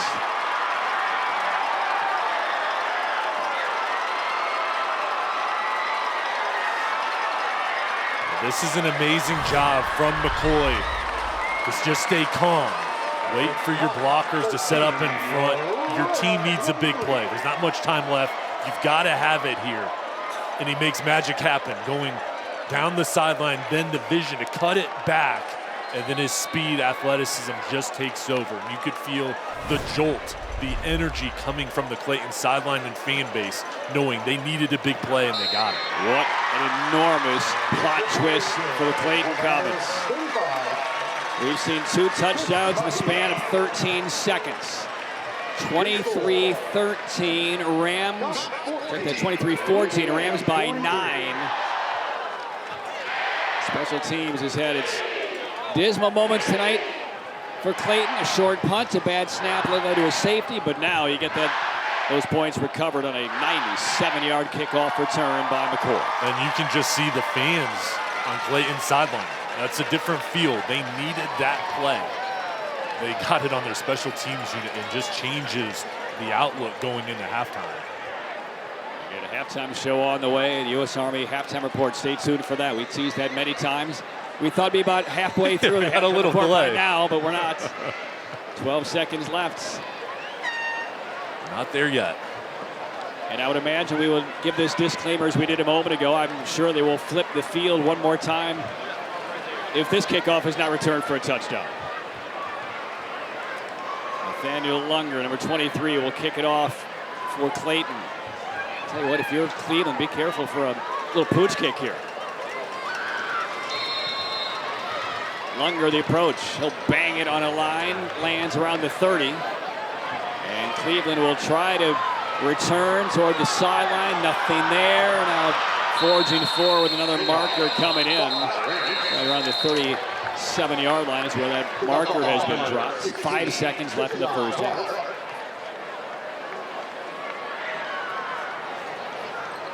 We'll have a flag on the play. Holding on the return against Cleveland. That'll be holding against the Rams during the return. How big is that kickoff return score Huge. for Clayton? I mean, that changes the game. With Cleveland, they were in the driver's seat. Still, you have a 9-point lead. A lot of things you're going to be pleased with going into the break. But just the special teams stepping up over on the other side, it really just gives more energy and more belief over to Clayton. All right, so there's Jackson Bird. See what Cleveland does on this expected to be final play of the first half. But again, Bird has gone deep a couple of times, and now I'm not quite sure what that was. Well, the Clayton Comets just basically run right through the offensive line. Cody Whitmer, but the clock did start, and so that will do it for the first half. An eventful last couple of moments. A couple of touchdowns in the span of 13 seconds. Let's go downstairs to Madison. Coach, a lot of outside noise, stoppage of play. What do you like about your team able to overcome adversity in that first half? Oh, yeah, I think a great first half. Obviously, you didn't want that kickoff return there at the end, but they're playing hard. I think the team that plays the hardest is going to win the football game, so we're happy where we're at right now. And you know Clayton's going to come out with that momentum. They're going to come out swinging. How do you put a stop to them in the second? Like I said, it's just who plays harder. It's 2 good football teams. You got to want to win, and whoever wants it the most is going to get it at the end. Awesome. Thanks, Coach. Thank you. Back to you guys. All right, thanks a lot, Scott. Thank you, Madison. Halftime score, 23-14. The unbeaten Cleveland Rams leading the unbeaten Clayton Comets. U.S. Army halftime report, scores, highlights, interviews, and more. Jay and I will be back. We're going to grab a mop and bucket and take care of the field. Halftime report comes up next. Rams by 9.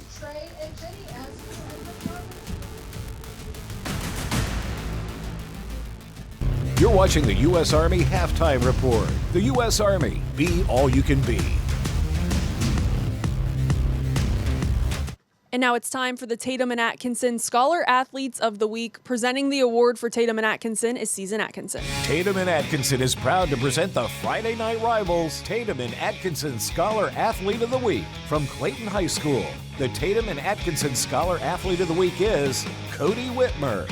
Cody is a football and wrestling team captain, a wrestling state qualifier, a 3-year varsity football starter, a member of Leadership Council, and carries a 3.7 GPA. Cody is a member of Clayton High's First Priority Club, the vice president of the Field Hockey Club, and engages in community service through youth sports and community cleanup efforts. From Cleveland High School, the Tatum and Atkinson Scholar Athlete of the Week is Sawyer Lowe.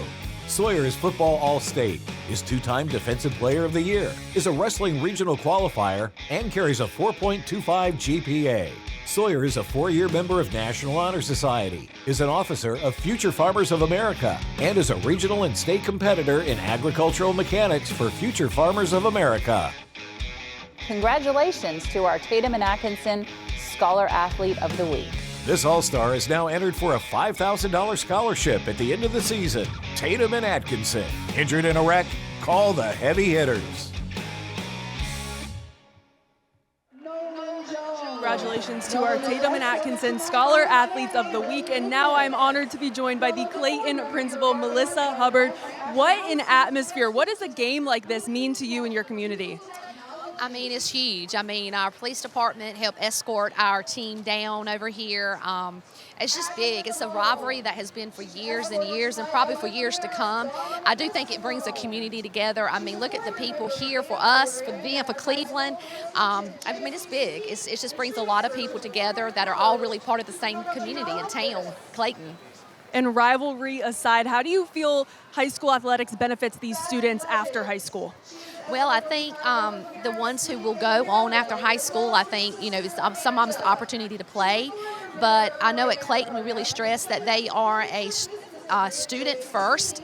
So I hope all of these athletes, whether they play or whether they go to college afterwards, they'll take the academics that they've been given and the skills that they've learned, and some of them maybe just the characters, you know, having the good human characteristics that we instill in our children, that they'll carry that with them out to the college and to wherever they do and be successful. Awesome. Well, once again, thank you so much to the principal of Clayton High School, Melissa Hubbard. We'll be more with our U.S. Army halftime report right after this.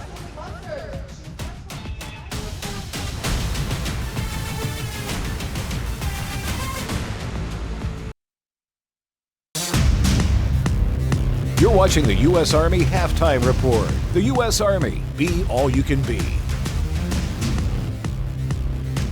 Welcome to the U.S. Army Halftime Show. I'm Madison Little, joined by Staff Sergeant Quentin Atkinson. Thank you so much for being our halftime sponsor. Thank you for having me. And can you describe your role in the Army to us? I'm a Staff Sergeant. I'm a 25 Hotel, which is a network communication specialist. I'm in the IT department of the Army, and it's done wonderful things for me. What did you do before you joined the Army? I did go to the University of North Carolina Central. I played football there, and then after that, I transitioned to arena football. I definitely wanted to make a career, and I decided to join the Army after that. How do you feel that the Army has enhanced your life thus far? The living situation I'm in, traveling, and being able to learn a new job in IT, which is a passion of mine. And if students want to learn more, where can they go? Go to Go Army. You'll be able to put in your zip code and get you in contact with your local recruiter to be able to reach out to you and talk to you. Thank you so much for being our halftime sponsor. Thank you for having me. It's an honor to be here to partner and representing high school football. We'll be back with more of our U.S. Army Halftime Show right after this. You're watching the U.S. Army Halftime Report. The U.S. Army, be all you can be. Army Halftime Report. I'm Madison Little, joined alongside the Cleveland High School principal, Jenna Saltair. What an environment here. You have tons of students in your student section, tons of the community in this band. What is it about this community that's so special? Gosh, I can't put it into words how special they are.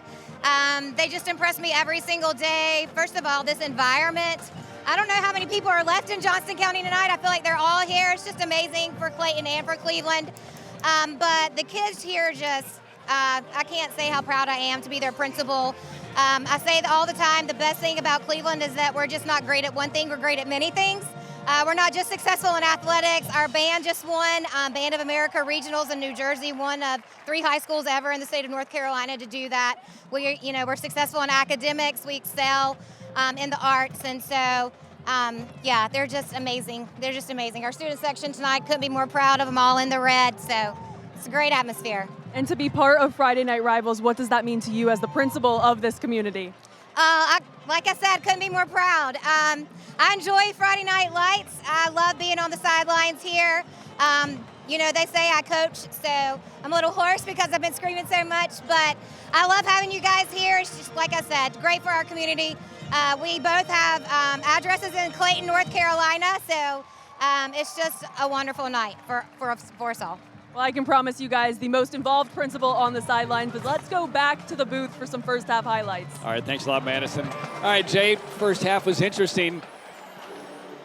7-0 lead for the Rams after the first quarter, and then things really took a weird turn, especially in the last couple of minutes. Yeah, the second half, things really got going, and then there were stoppages, but an exciting final 2 minutes of the half, and kind of momentum shifted back and forth, Patrick. And there's a look at the award-winning Cleveland Rams band as we take a look at some first half highlights. Solid-looking opening drive for the Clayton Comets, but it fizzled out on a pick here by Aiden Smalls. Comets were in control. Balance on the first drive, through the air, on the ground with Smalls running the football. And then they try to go for it all. And Baptiste comes through with the interception on the first drive of the game, staying strong in the red zone to give the ball back to the offense. That would be the only turnover of the first half, and then we didn't see the quarterback, Jackson Bird, much in the first drive of the first half of the Rams. That's because he went over the top twice for 68 combined yards, and that touchdown reception by D'Angelo Ruffin. Yeah, and going with the long ball, Ruffin Jr. won back-to-back routes and really got things going on the offensive end for Cleveland. So it was 7-0 Cleveland after the first quarter, but then early in the second, Clayton able to tie things up. A huge, determined run by Smalls right there from 14 yards out. Bounced around off of 3 different players and took it to tie the game. I was impressed by Smalls' running ability and just how powerful he was, finishing plays off on the ground. And then Cleveland comes back and started getting things going through the air, and then inside the 10-yard line. A nice play call with the over route going to Thomas. Again, that whole defense looking towards the right, and they get the touchdown, and then a special teams safety goes in the favor of the Rams, and they had the momentum. That began a 16-0 run late in the first half by Cleveland to go up 23-7. This is the screen play out to Farrell from 25 yards out.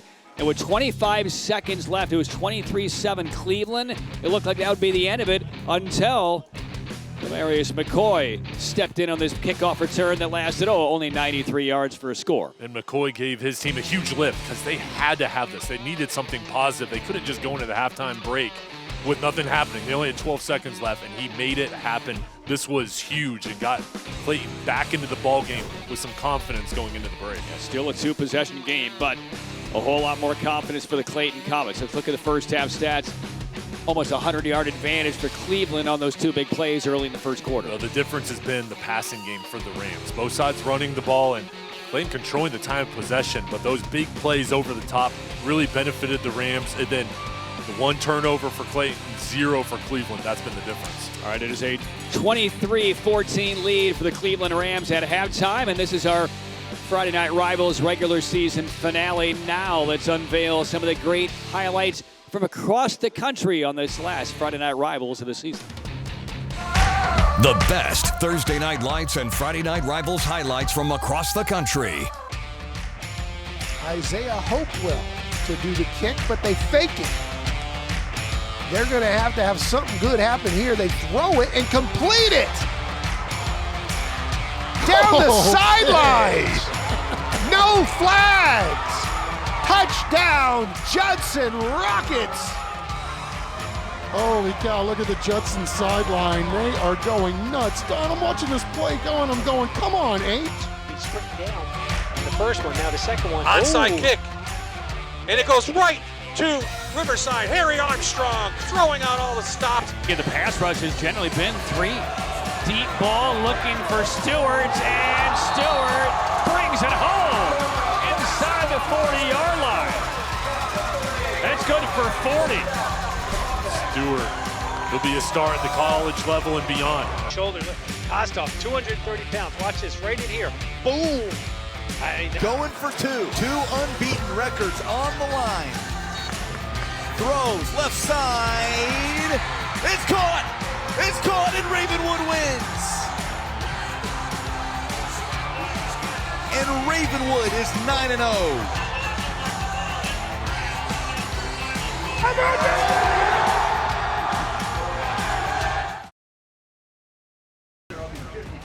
Well, hopefully we are moments away from beginning the second half here from Cleveland High School. The biggest game in the state of North Carolina tonight closes out the regular season. It's a battle for the Greater News Conference regular season title, but two of the top big schools in the state. Clayton undefeated 9-0, Cleveland undefeated 9-0.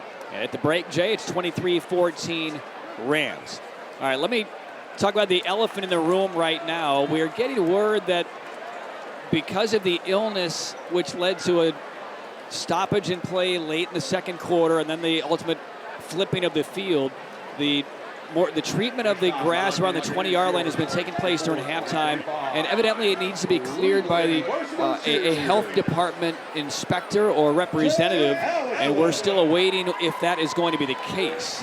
What we don't know exactly is if it is not approved, how the game would be affected. But we're endeavoring to get more information. As a matter of fact, when the Comets came on the field after intermission ended, they were basically directed as an off-ramp to go that way, away from the field, which again, the officials were overlooking a couple of moments ago, and we're hoping to get Madison Little with some details on that, and Scott Chadwick, the head coach of the Clayton Comets, moments away from hearing his thoughts, and then perhaps an update on the field conditions as well. Let's go downstairs to Madison. Well, Coach, you ended that first half with a bang. How do you make sure that that's the explosive team that comes out in the second half? Well, hopefully we get a little momentum, had some time to make some adjustments. We've been a really good second half team all year, so hopefully that holds true tonight, because much of what else we've done all year hasn't held true tonight, so hopefully that one does. What was the final message to your Comets coming back out here? Execute. You know, a lot of this is just a simple execution problem on both sides of the ball, so let's just go out and play better. And how do you feel this field situation we have going on is going to affect this second half? I have no idea. That's kind of bizarre, isn't it? I don't know. I guess I'll talk to the officials and find out what the heck's going on. All right. Thanks, Coach. Good luck in the second. Thank you. Back to you guys. Jay, how'd you like that sheepish look over his right shoulder? They were only a couple of yards away from the impaired field. Yeah, and I mean, really, Coach Chadwick said it there. I mean, just trying to figure out how this half is going to play out and what the decision is going to be.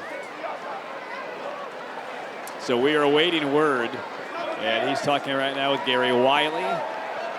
And the Comets are getting together as a unit again near the goal line toward their sideline, which is a good 15 yards or so laterally from where the field incident was in the closing moments of that first half. I've never encountered anything like this before. But evidently there are protocols and procedures if this happens on a grassy field. I don't know if that's a state rule or if it's a county rule or what, because we've seen this on a basketball court and didn't go through all these extra hoops, as evidently they are doing here tonight. And I know Madison down the sideline probably wasn't expecting to have to investigate a situation as like we're experiencing here tonight. We're trying to get a little bit more clarification.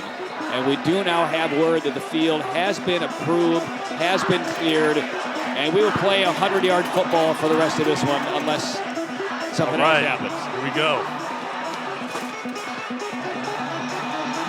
May have been approved, but I don't want to be the first player to step in that area today. Stay away. And I'll tell you, though, you kind of set the scene coming out of the break. What's on the line here? A big part of this is playoff seedings as well. If you win this game, you might be the #1 seed overall in the East. Of course, the rivalry, conference championships on the line, but this second half is going to determine a lot as we move forward. And man, if you're the Cleveland Rams and Clayton Comets, home field advantage with this community turning out for these programs. If you're Cleveland and you're the top seed on the east side of the bracket, you want to play here every single game until the state championship, if at all possible. Bouncing kick, the Rams will return as we open up with the NC Safe kickoff. And the Rams with Ruffin around the left side. A great return. Then a hard tackle into the Clayton sideline. Looked to me like it might have been after the play was whistled at, but there's no flag. And Ruffin's return brings it almost to the 40-yard line for the Rams. He's had a big night, and that's a key return. You get the ball back with the lead, and then now you set up your offense with the ball on about the 38-yard line. Good way to start it off. All right, let's talk Scott Chadwick. We just heard from him, and I mean, you can see exactly the emotions and thoughts that he's feeling based on how he answered. He didn't appear to see the same Clayton team he'd seen all year in that first half tonight. I think his mindset and his message to his team is, hey, we've got to turn it up here in the second half and play our best second half of ball. Well, good recognition coming back to that pass. And out near midfield, Malachi Thomas. Thomas is such a skilled route runner. He comes back to the ball. This is a deep curl, comes back to it, shields off the defender. So one play, and now inside Comets territory. Air Experts Heating, Cooling, and Plumbing first down. Schedule your suit up at airexperts.com. Jackson Bird, little pump fake. Now probing for him off the right side. We'll pick up a couple. Impressive first half for Jackson Bird. Showed great ability to escape pressure when it got in. It didn't get on him all that often though in the first half. That was a big play by Josh Kelly, number 55. Staying strong on the D-line, as well as Burt coming through to make the play. Jackson Bird is so good with his legs, picking up spots where he can get big yardage on the ground, and they limited him to only 1 yard. And by the way, for Clayton, I do not see Cody Larkins back on the field after he made that tackle. Head snapped off of the knee of the receiver from Cleveland. So we'll try and get an update and see if he's clear to go in the second half or if his night is done. Bird retreats, lot of time, loads up, heaves it deep, has a man, brought it inside the 5, and then the ball comes loose. Pried out of there at the last moment by Tashawn Walker, out of the hands of Christian Clark. Never given up on the pass breakup and finger-tipped away. Well, this was amazing from Walker, the sophomore. Tasked with one-on-one coverage of this ball over the top, and see how he uses that left arm just to knock loose the ball. That is a great job of seeing the ball hit the hands of the wide receiver. And if you're not there, just try to swat it away. Would have been first and goal at the 2. Instead, it's 3rd down and 9 for back near midfield.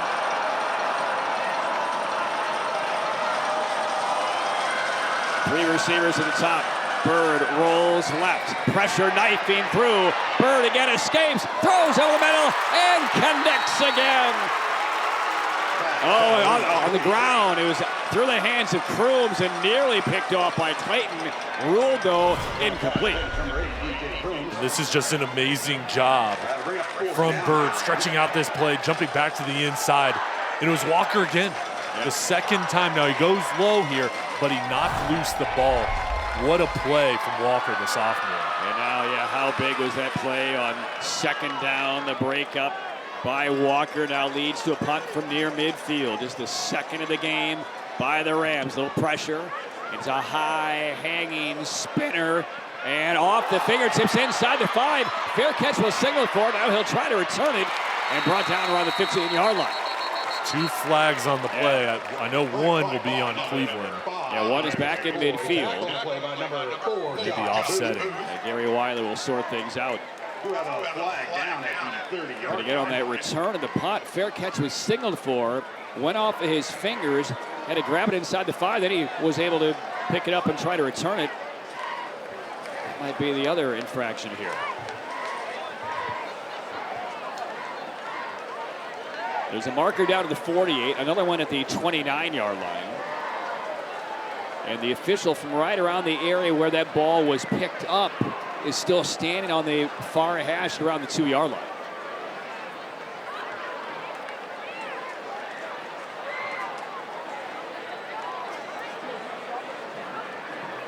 here's Gary Wiley to solve the quadratic formula. We're going to have a quick word with Scott Riley, head coach for the Rams.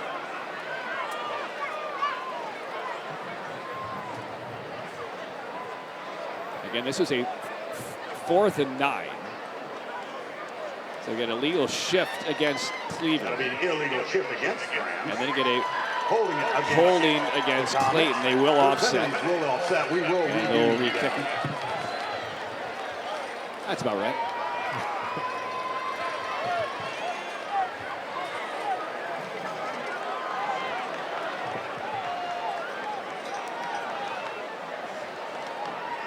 McCoy, who had that kickoff return for a touchdown, is one of the twin safeties back for the Comets. It will not go his way. Rushing up again. It's off the fingertips. Picked up by Clayton. And spun right down to the 15-yard line. Man, oh man, living dangerously right now are the Comets. Second time in a row, a punt. This one on the fly, though. That was a shaky attempt at a catch on that punt. But fortunately for Clayton, they maintained possession. And coming out of the halftime break, all right, defense, we've got to get a stop. They did their job. And the message to the offense is, all right, let's make this a one-score game. Let's go down and impose our will and get points on the board. So now their offense will have an opportunity. I think it starts with Smalls, getting things going with him running the football pass. Drive begins the 15-yard line. Aiden Smalls will give it off. And straight up the middle for about 6. Well, Clayton does come back in this game. 2 big plays to me. First off, the kickoff return for the score right before halftime. And then that long second down pass broken up at the goal line by the sophomore DB of the Clayton Comets, Tayshawn Walker. Because it could easily have been maybe a 30-7 game. You don't get a kickoff return score or that play. This game could be over. And he had to stop on 3rd down and knock the ball loose as well. He did a great job. Smalls chased. Throws on the run. That's in the sideline. Let's go downstairs to Madison. Yeah, guys, Aiden Smalls used to running an offense, but this is the first season he's had to do it with a football in his hand. Last season, he was the receiver, but also a top point guard in the area at Cardinal Gibbons before moving to QB1. Coach Chadwick told me that point guard is essentially the quarterback of a basketball team, so that made this transition for him that much easier. His impact on this program has been huge. Everything on offense runs through him, and Coach says it feels like he's been here the past 3 years. How does he get this offense going now? He's trying to do it on his own on 3rd and 5, and he will. Snaking his way through past the 30. First down for the Comets. He's played in a lot of big games in his career on the basketball court and football field. Only a junior, but he has immense talent. And they call his number here. Hey, we need a play. And Aiden comes through and just continuing to fall forward. And Madison talked about him on the basketball court. He's got those leadership skills, but also you can see the power. He can rebound, great defender. He does it all playing point guard, and here on the football field, both skills kind of translate over. Cleveland's Renwick tried to tackle Aiden Smalls like I tried to stop my 2.5-year-old. Just kind of grabbed his undershirt. Long pass, catch made by Tavon Evans, breaks away. Evans to the 20, being chased and tackled from behind inside the 10-yard line. Tavon Evans, tackle the play by number 4, Josh Booth. Josh Booth ran him down, and Tavon Evans got behind the corner. A great job with the head fake. Kind of the shoulder towards the left, and then get the defense to bite, and then Evans goes over the top. What a play. 1st and goal at the 8-yard line. Inside the UNC Blue Zone, goheels.com. The Comets trying to get it within 2 or maybe even 1. Zone read, held by Smalls, and he's brought down for a loss. Aiden Stevenson on the sack. Braxton Lowe and Stevenson win up front, and those two meet for the tackle. Good job winning those one-on-one blocks up front, and then you get the penetration. There's nowhere to go. -6 on that play. 2nd and goal. Braxton and Sawyer playing side by side, the brothers. It'll be so much fun for them, their family, to watch them play alongside each other. And there's Stevenson, the back end. He's had a big night. Play clock at 2. They get it off. Smalls, time, buys a little more, fires, and a fingertip catch made near the goal line. Touchdown! Touchdown, Clayton! Demarius McCoy, who had that 97-yard kickoff return, reached out, brought it in with his fingernails. And the Clayton Comets, left for dead late in the first half, are within 3. Scott Chadwick's message at the halftime break is coming out here, and his team is executing at a high level. This is an NFL-type throw from Smalls, rolling towards his left, then sets his feet, comes back, finds McCoy, and puts it right where his wide receiver can get it, right inside of the end zone, and the momentum, the confidence shifting over the Comet side. Smalls handles a low snap, bang through by Mejia. And the Clayton Comets within 2, 7:23 left, third quarter. Biggest game of the state, living up to the billing. Rams by 2.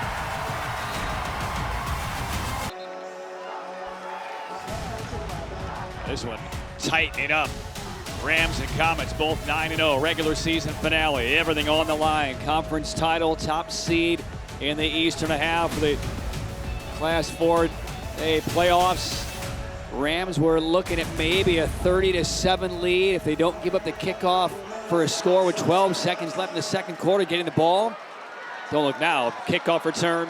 And now another score by Clayton. 2-point game. Buckle up. And ready for the NC safe kickoff. If you own a gun, lock it up together. Let's keep North Carolina safe. Not a lot happening on this return. Flag flies in. And Porter Bennett brought down shy of the 30. And this will probably be a block in the back as Bennett hops out of there, limping a bit on that left leg. Here's Gary Wiley.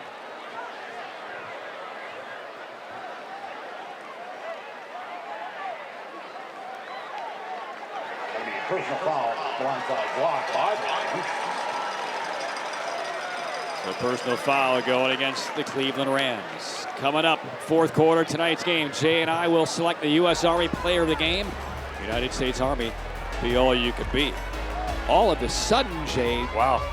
This is spun off of the rails for the Cleveland Rams. A couple of big penalties, other mistakes. And now on special teams, another blemish for Cleveland. It's kind of feel like they need the drive here. Hold on to the ball, get something going. You got to pick up some first downs, but to slow down what Clayton has going. Farrell to the left of Bird. Drive begins from the 10-yard line. Play fake. They throw underneath. And the defense is right there for the Clayton Comets. Malachi Atkins throws down Christian Clark. You know, Patrick, both coaches talked with Madison about execution. Scott Chadwick, that was his message to his team, was we get the quick hitch, pick up about 5 yards, and then for Coach Riley, Scott Riley talked about which team wants it the most, which team's going to play harder. I think those are the two factors, and then the turnover battle. That's going to be the focus areas here to watch in the second half. Rams by 2, with 14 unanswered by Clayton. Another penalty marker sails in, breaking away from the first tackle, but not a lot more on the back end of that one. The catch by Christian Clark again, but another flag is in the area of perhaps pass interference or offensive holding, and that's going to be another one on the Rams.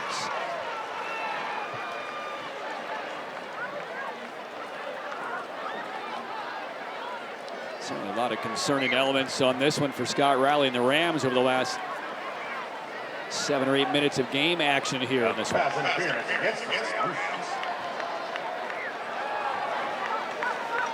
Scott Riley has confidence in this offense.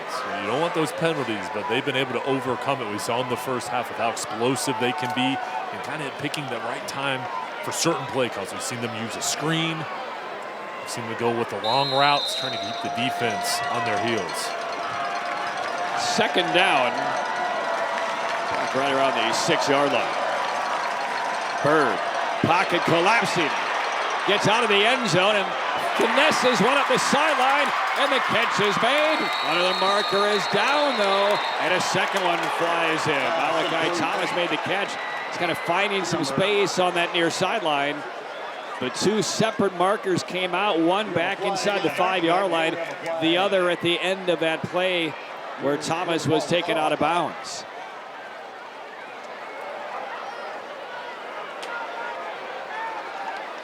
Gary Wiley earning his paycheck tonight.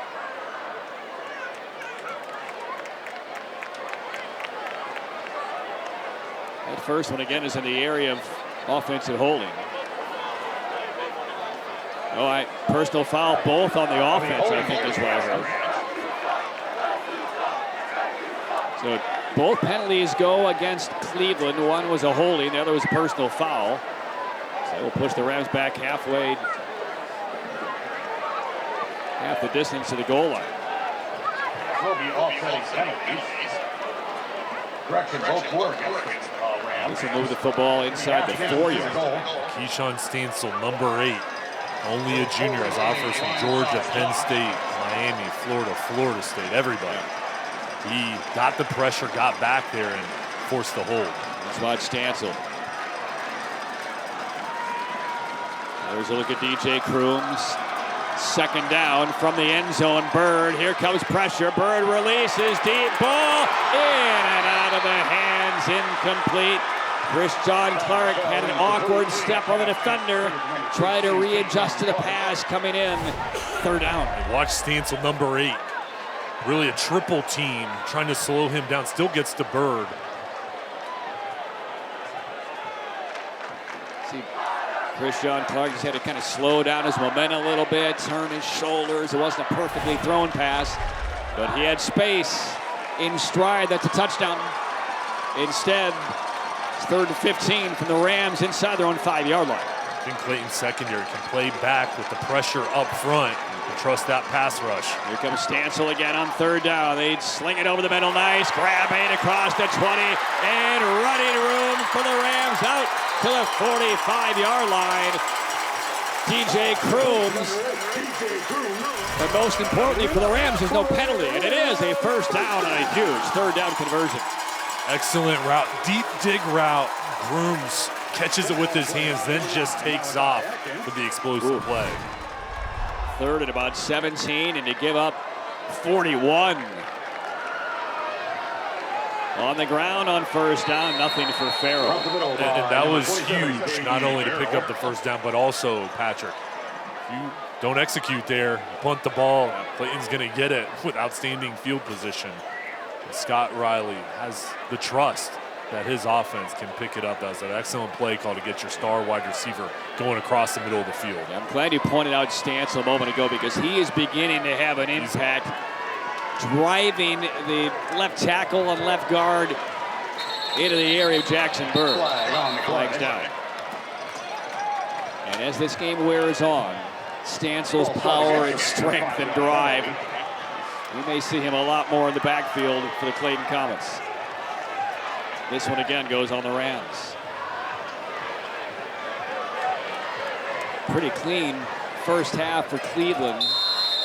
Mostly mistake-free with the exception of that special teams blown coverage on the kickoff at the end of the second quarter, but it's a different half right now for the Rams.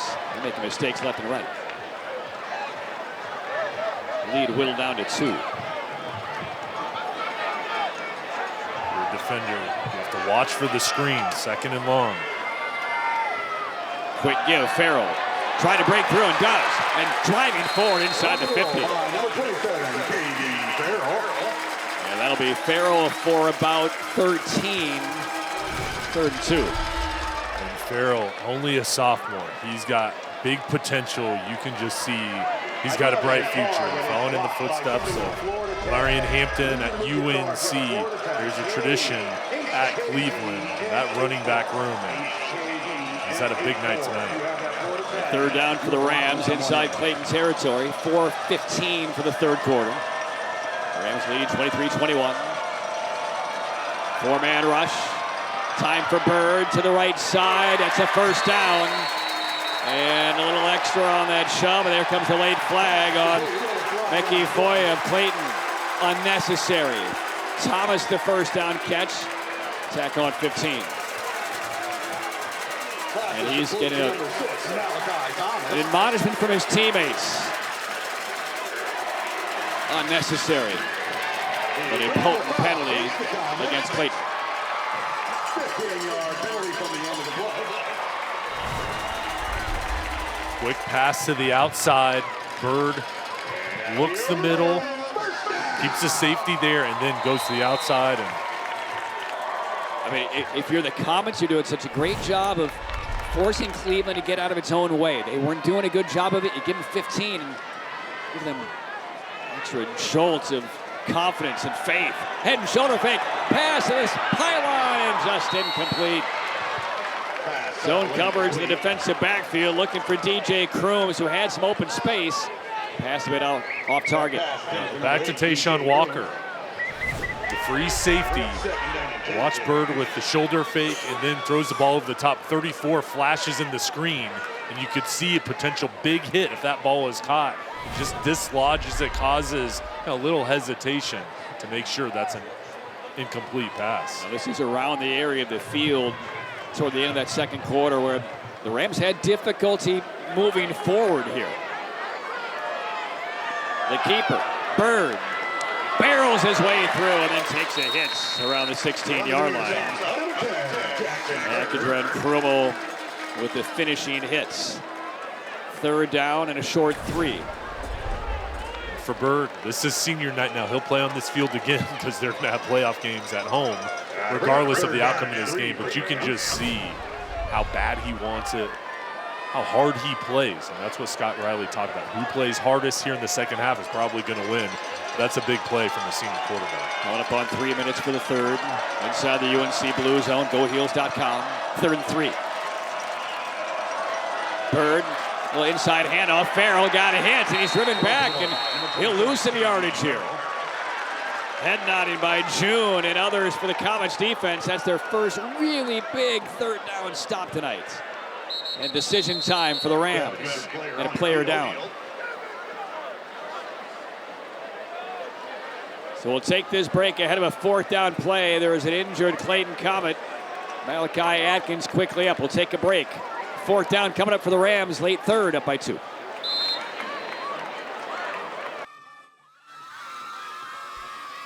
Regular season finale, time for the Publix Smile Cam. Publix, where shopping is a pleasure.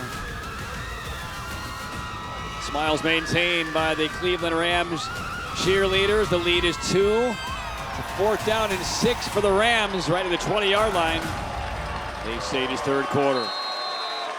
Comets trail 23-7 with under a half minute left in the second quarter. Trying to get a stop. Down by 2. Showing pressure.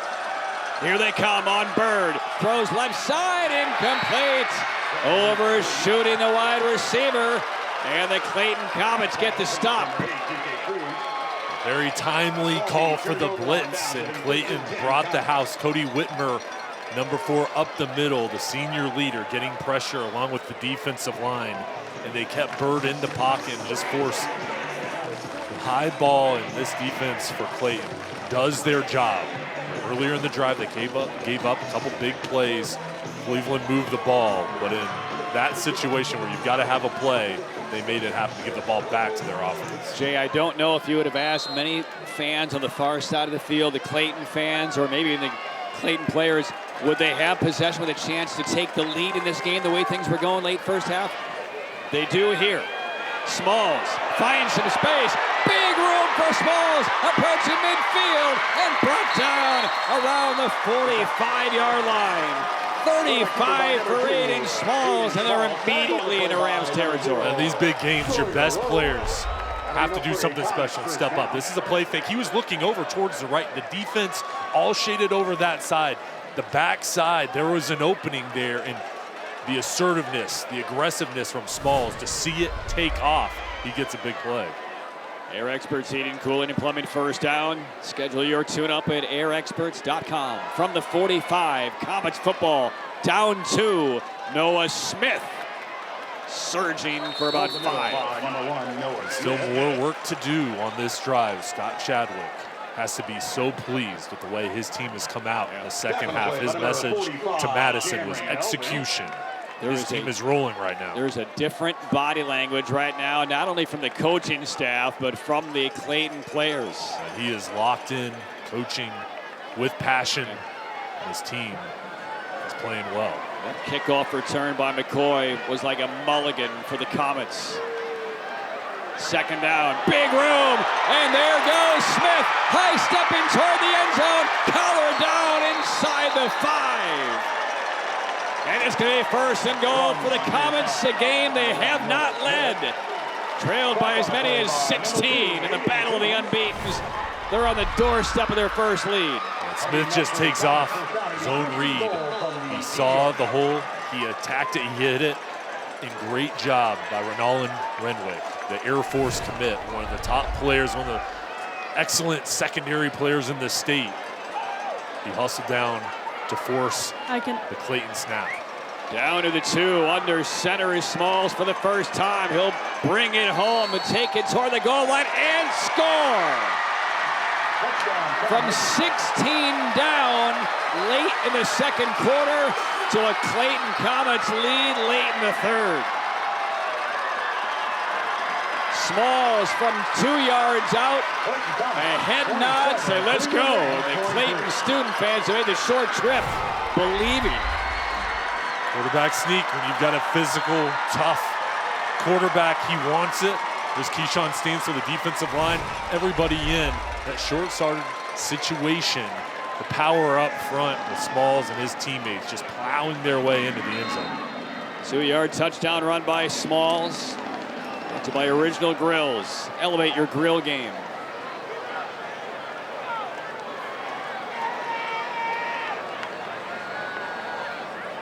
Smalls will hold. PAT for Mejia.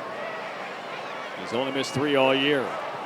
Good job by Smalls to get that one set up, and it's a 28-23 lead for the Clayton Comets. 21 straight by the Comets in the last 12 minutes of game time. This game's been amazing, Patrick. Again, the Cleveland Rams have not lost a conference regular season game since 2017. It's been just over 7 years. 37 consecutive wins for the Rams inside their conference. The last team to hand them a loss now has the lead. The Clayton Comets. Last year's ball game was just epic. Hail Mary at the end, where Cleveland found a way to win on the road. And this year, we expect it to be close, and this is going to go down to the end. Regular season in the state of North Carolina, saving the best for last. NC safe kickoff. If you own a gun, lock it up. Together, let's keep North Carolina safe. Nathaniel Lunger will boot it away. Short end over end. Grab to the 25-yard line. Let's check out the coverage of the Comets on this kickoff return. Reversing field, some room if he gets the corner. Out near midfield and brought down. That's a heavy, aggressive tackle at the back end. Flag does fly in. Big return by Christian Clark, and 15 on top of it.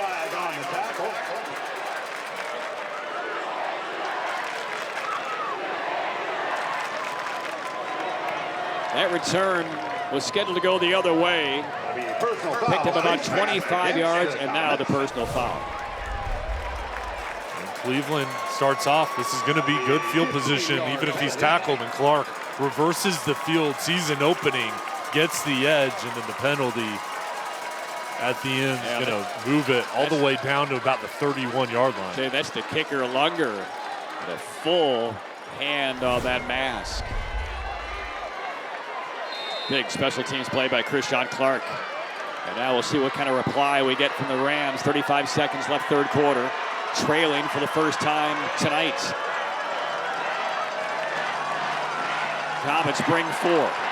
Bird will throw deep. If it gets there, has a man. There's Ruffin again. Touchdown. 31 yards out. One play. And the Rams reclaim the lead. There's the response by Cleveland.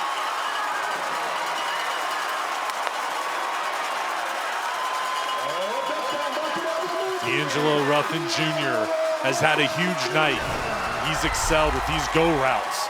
Jackson Bird knows exactly where he wants to go with the ball. Miscommunication on the back end. Ruffin Jr., easy touchdown.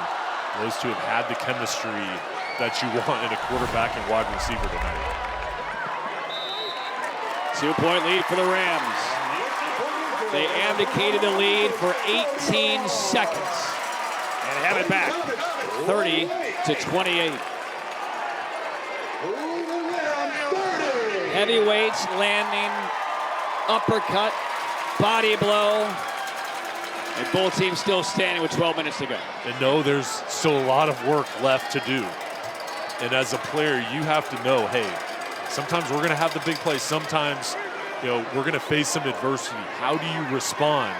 And right now, Clayton had the big plays to come back, get the lead. Cleveland finds a way to shoot back in front. 28 seconds left, and then you have the fourth quarter. How do these teams respond to each other is going to be a big factor in the fourth. That is 4 touchdown passes by Bird.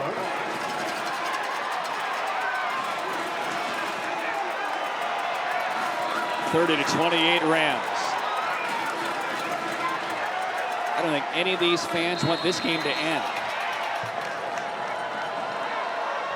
NC safe kickoff, end over end, angle to right. And this is Smith spinning away. Good field position for the Comets. Out past the 35. You can just tell how much fun each side is having. Now, when it does end, they want to make sure their side is the winner.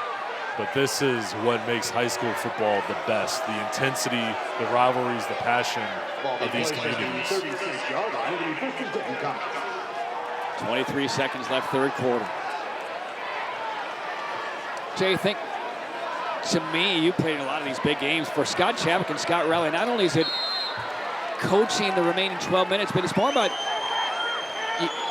maintaining poise and not having your team blow all of its energy on one big play, because we're likely to see 8 or 9 more big plays before this one ends.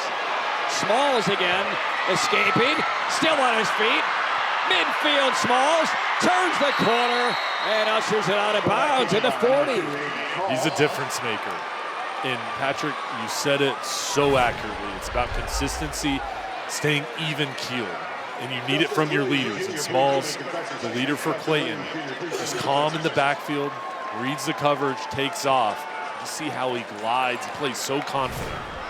24 on the pickup for Smalls. Another Air Experts Heating, Cooling, and Plumbing first down. Clock shows 13 seconds left in the third quarter. Smalls on the little toss. Smith lost the football, and the Rams are on it. Braxton Lowe recovers the fumble, coughed up by Noah Smith. Back to the Rams, up by 2. Huge play. Braxton Lowe, number 34, shoots through, and that was his brother, Sawyer Lowe, knocking it loose.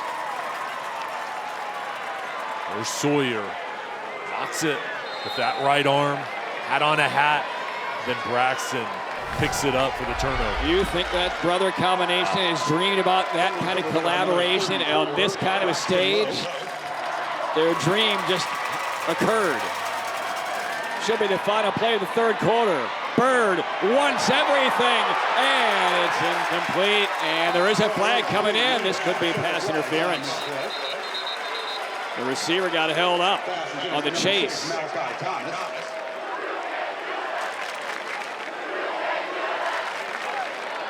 Bird was looking for Thomas. The clock has expired in this third quarter. Pass interference against the Comets. And it is pass interference against Clayton. Now the guilty party, Malachi Bird.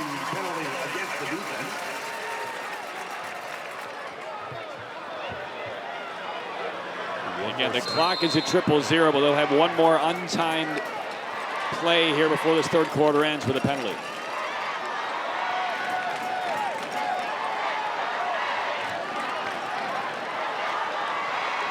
Tell you what, fans on both sides should give these teams a standing ovation after the third quarter comes to an end. Out of the gun. The keep. Bird dances right. Feels a hit coming, and another tackle out of bounds. And I don't see a flag coming in this time. Could have been one on Cody Whitmer. But that will take us to the end of the third quarter.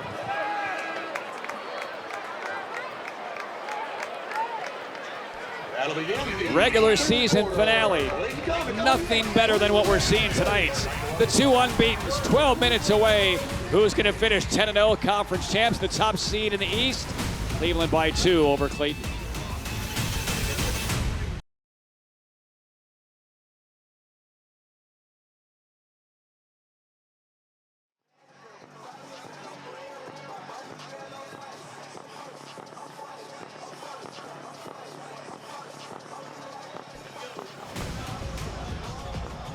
Well, this is an unrivaled atmosphere here at Cleveland High School. Cleveland and their arch rival, the Clayton Comets.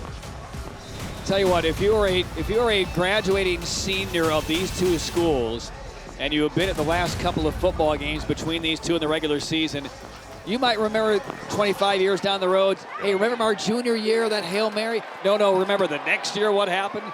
Because we're living through another classic between Clayton and Cleveland. And here we go, the fourth quarter begins. Cleveland with a 30-28 lead in the Comets. Cleveland football. From the 35-yard line of Clayton, the give on second down and first down yardage. Another upending tackle on Caleb Farrell. First down for the Rams. First down.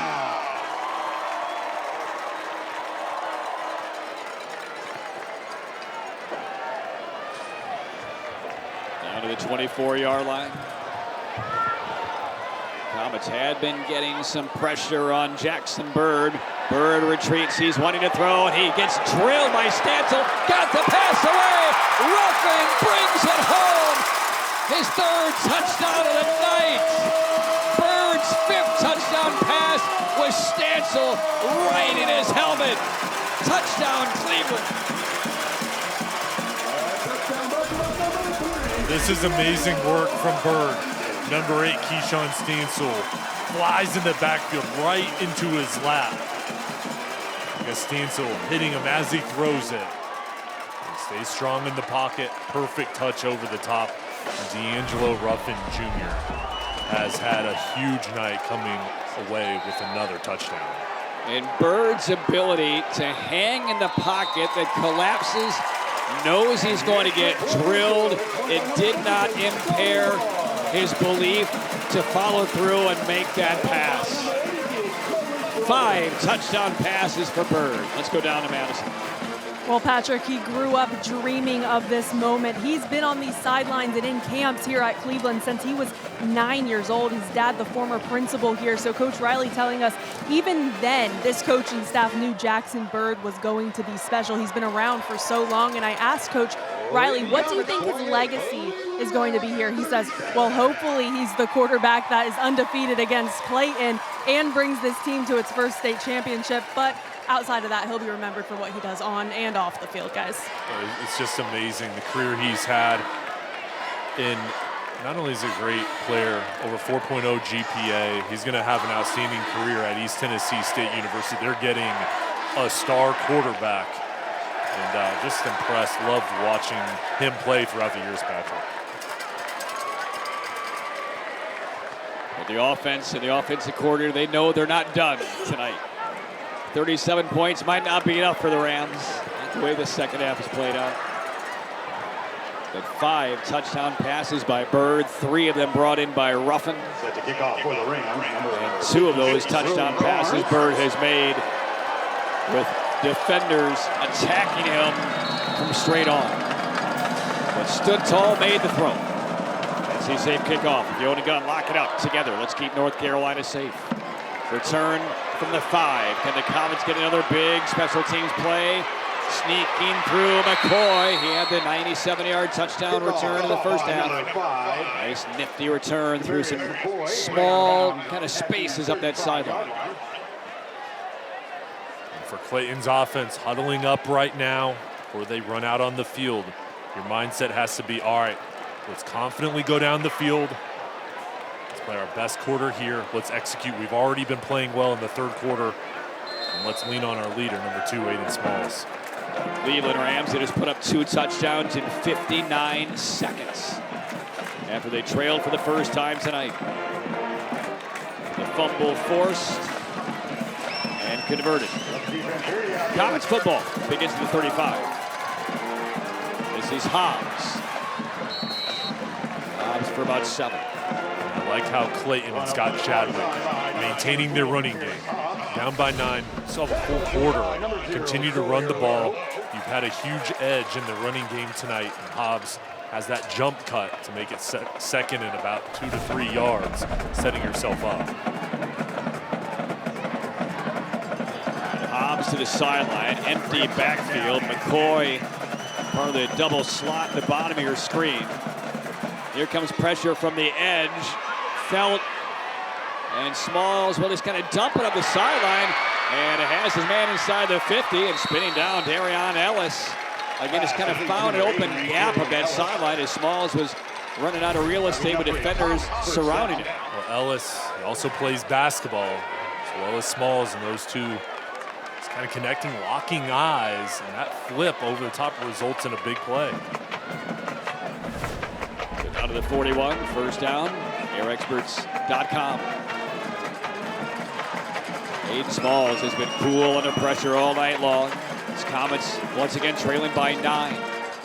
Smalls, quarterback keeper, up the left toward the sideline. He dives toward the markers. That's close. Smalls, he can heal tomorrow, right? That's what he's thinking. I'm good. Playing through a lot of hits. He averages over 7 yards per carry. Quarterback designed run. Just give the ball to number 2 and let him go to work. Nice little hesitation move toward the back end of that play. He does pick up enough for the first down. 2 minutes gone by, fourth quarter.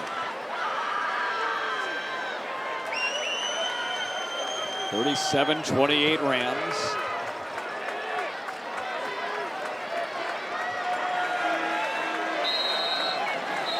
And now a timeout will be taken by the Comets. 9:43 to play. Play clock was winding down. Rams by 9, but the Comets trying to counterpunch when we return.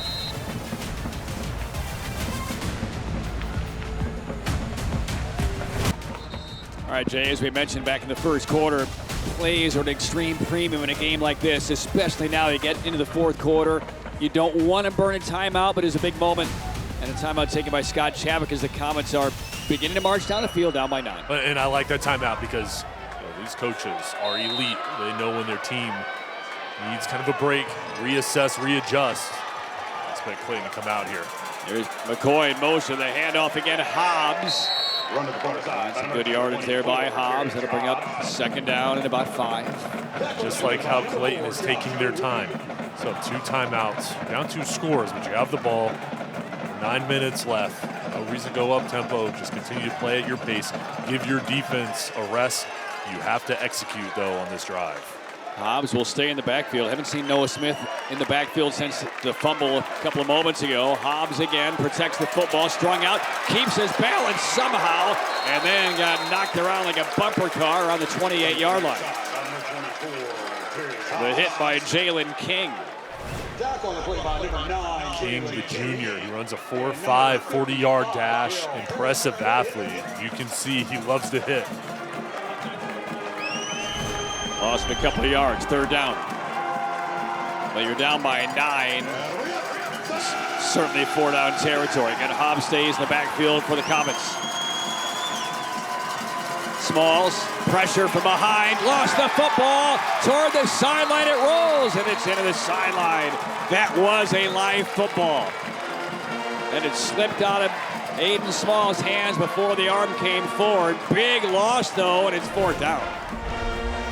The edge pressure coming off the backside. What a job from Jalen King closing it in and knock the ball loose.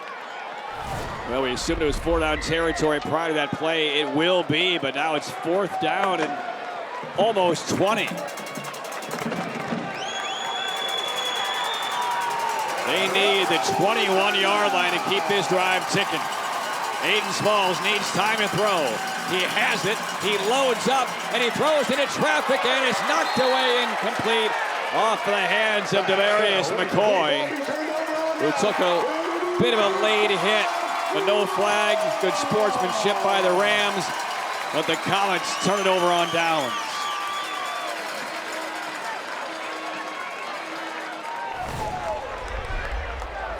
Trying to be aggressive, protection up front. The secondary, strong coverage, knocking the ball loose. What do you think, Jay? I think there could have been a flag at the back end of that play.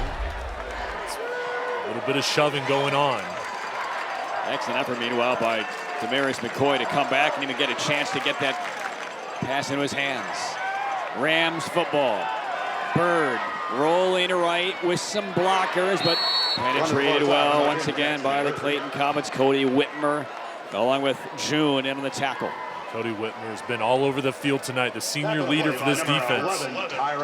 He's so impressive on and off the field, and this is where you need your stars to step up, and he did it on that first down. And this is where, for the Comets, you need a 3-and-out.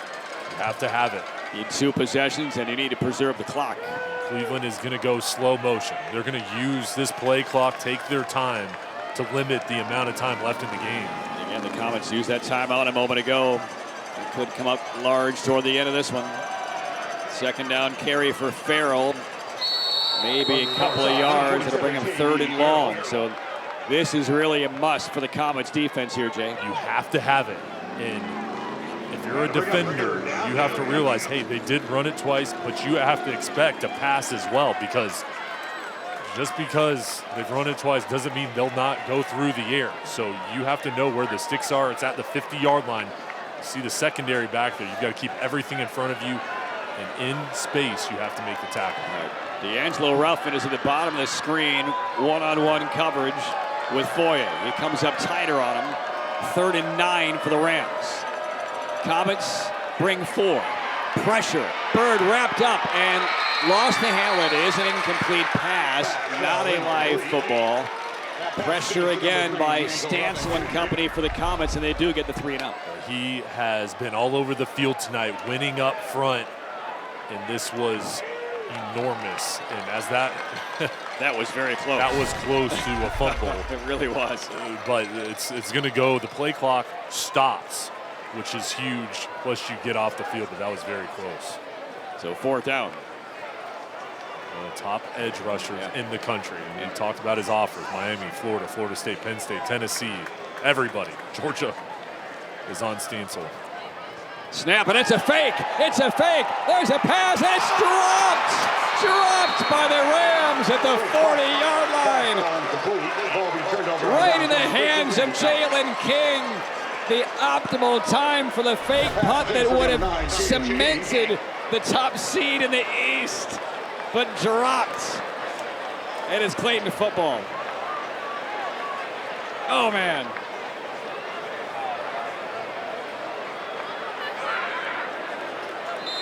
Oh, boy.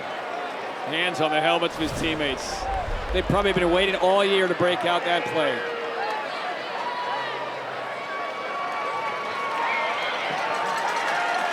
Clayton football. Oh, botch snap, and covered up by the quarterback, Aiden Smalls. There's a marker down. And by the way, Carson Jones, right there, number 7. Aiden Smalls Aiden's in the game. Was not in there on that first play. An illegal procedure against the Comets. They're both. Yeah, they're both staying in. Both staying in. Yeah, so Carson Jones, number 7. Aiden Smalls, number 2. And they're using Smalls as a wide receiver now. Smalls is now set up in the left slot. Carson Jones is going to be quarterback in here for Clayton. They've now put Smalls their quarterback. He's coming in motion, fakes the jet sweep, and now they will toss out to Smalls in some space. Smalls makes one miss, makes another one miss, and takes it to 38. 8 hard yards for Aiden Smalls. What an effort. Everybody's swarming over to try to bring down Smalls and just spin move, cut, whatever it takes. A nice pass from Jones with the play fake. Looking downfield to try to keep the defense back. He knew he was going to Smalls. Accurate throw in the flat. Jay, take us inside the mind of Scott Chadwick. Why is he moving Smalls out to a very familiar position? Well, and I like the change up the curveball, having confidence in Jones and Small to work together, providing a wrinkle to the defense. Hand off by Smalls. He gets to the speedy Hobbs, and Hobbs angled out to the 20-yard line. What kind of extra confusion does it create for the defense trying to figure out what they're doing with their quarterback? It is. It just kind of makes you hesitate and wonder, and you haven't seen it in this ball game. So kind of puts you on your heels a little bit, and now Clayton comes back, runs the ball, driving the ball right at the 20-yard line. 6 minutes to play in regulation. Rams by 9. Smalls is back quarterbacking with Hobbs to his right. And it is Smalls again, finding some room and squeezing forward for about 5. Both teams are going to the back of the playbook here in the regular season finale in the final quarter. Knowing the importance of this ball game, you save some of your best stuff for this ball game, the rivalry game, and each coach doing an excellent job. And Scott Chadwick right now feeling the confidence with his team moving the ball down the field. Hobbs again, offset behind Aiden Smalls, 2nd and 5. We're at 5.5 to play in the 4th. Smalls, quick pass, and he undershot it through right at the feet of Demarius McCoy. And that's a good thought, though, because Cleveland was loading the box, expecting the run. Cleveland just said, hey, listen, we're going to stop the run, forcing Clayton to throw the ball. 9-point deficit for the Comets. And this isn't necessarily 4-down territory. Right. You're inside, you're at the 15-yard line. You can't take a sack. You want to pick this up, you want a touchdown. From the 15-yard line, plus you have to wonder in the back of your mind how much you trust Mahee on the field goal side. He's 7 of 9 this year. Could come up big on his foot here in a moment. 3rd down. Smalls to keep. Finds room up the right side. Smalls down into the 10. And it's a 1st down for the Comets. Even when the pressure gets high, you can't tell by watching Smalls. He didn't force it. He was patient on this big 3rd down conversion. That takes a lot when you know you've got to get 5, and you have to stay patient. You have to kind of look off the defense, stay calm, and then turn on the Jets. I just love the way he finishes off his runs. 1st and goal for the Comets. 5 minutes and ticking. 4 receiver, 3 up top. Smalls is throwing a bullet, knocked down, incomplete. Sawyer Lowe got his hands up. He's been all over the field, the senior leader with Whitmer and Lowe to the top linebackers in the state. And Lowe read the eyes, bats it down. He'd like another shot at that one too, guarantee it. 2nd and goal.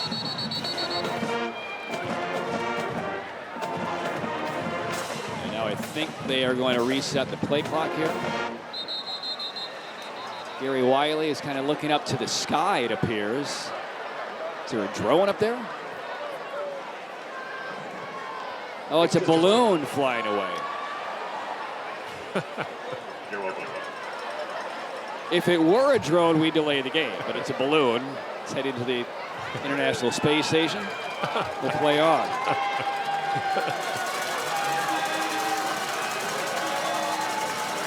Far and away it goes. See you later.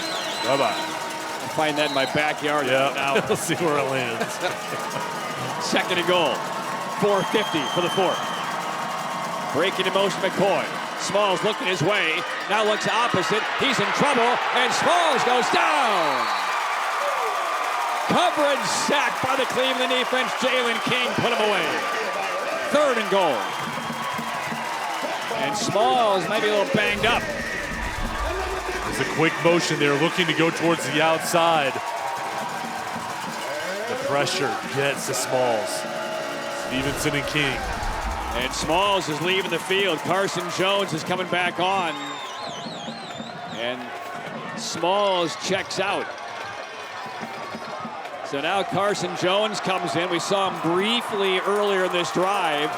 Again, you need 2 scores, so keep yourself in field goal range. We might see Mejia here momentarily as the marker comes in. The play clock ran out.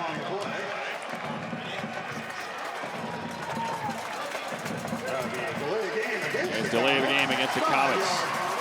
And if you're thinking that you need Mejia here with your quarterback on the sideline with a short injury here, 5 yards makes a difference here if you go to Mejia. If you're unable to get this one in the end zone. Look at Smalls. He wants back in there. Carson Jones will throw. Pressure goes down again. Back outside the 25-yard line. Jalen King one more time for Cleveland. It's 4th and goal. This would be a 43-yard field goal. King has really burst on in the 4th quarter. What a play, coming away with the sack and pushing this field goal opportunity back. Back-to-back negative plays forced by the Rams defense. And sure enough, Clayton will send Mejia, who is 7 of 9 in field goals, to 2-possession game. This is a must to keep Clayton in the conversation for the conference championship and a top seed in the East. Out of the hole of Smalls. Mejia, does he have the leg? No, it's blocked by Cleveland. It spins into the end zone. And the Rams up 9, but hold on. Penalty marker down. Marker down. Mejia may get a second crack. Maybe running the kicker. Gary Wiley with the call. And he's getting together with one of the other officials. Is there a lifeline to the Comets? They say it was tipped.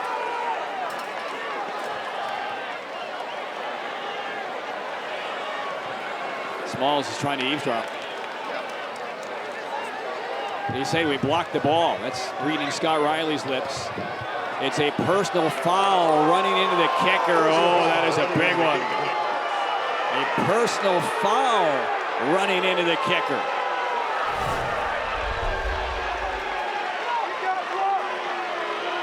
There's the kick. There's the, I don't know, Jay. Cameron Melvin, number 45, is called for the contact. I don't see that as a personal foul at all. Maybe running into the kicker, Jay. Personal foul seems a little egregious. But now, Jay, with the personal foul, it's going to be an automatic first down for the Comets. Is that ever a lifeline? And Smalls back in the game. And Smalls back in. First down from the 13. No longer goal to go for the Comets. 3:09 left. Hobbs tries to get the corner. Jersey nearly ripped off of his shoulder, and he's brought down right at the line of scrimmage. Clock now becomes a major enemy for the Comets. And for Clayton, getting ahead of myself, but you got to score. You may have to onside kick it if you do score with the amount of time left and only the 2 timeouts. So in this situation, you have to focus on scoring a touchdown, but you've got to try to do it as quick as possible. And that being said, I'd throw the ball here from Smalls. He will throw, and he wants the back of the end zone. It's caught, but was he in? No, incomplete. Evans was through the back of the end zone.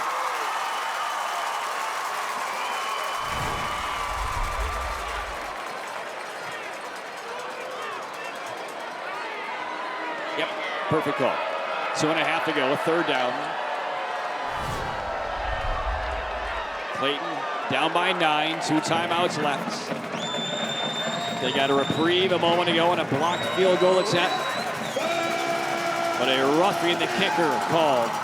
Gives Scott Chadwick's Comets one more shot to stay in this one. Third down, Smalls, quick pass toward the end zone, caught, a hit. McCoy is brought down around the 1. What a job from McCoy with the focus. He gets drilled. Smalls recognizes the blitz is coming, knows he's got rid of it. Get rid of it. McCoy, what a pass. They had to have it. Slicing right in between bodies and hands. And McCoy takes it to one on the next play. Ball is loose. Picked up by Hobbs. Spinning forward. Breaks the plane and scores. What fortune for the Comets.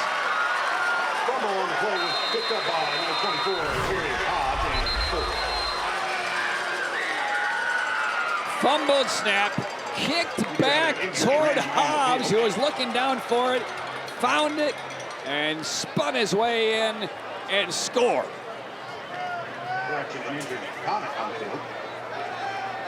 And a player down for Clayton at the end of that play. And both teams to the sideline. PAT forthcoming. 2:05 left in the fourth. The Rams by 3.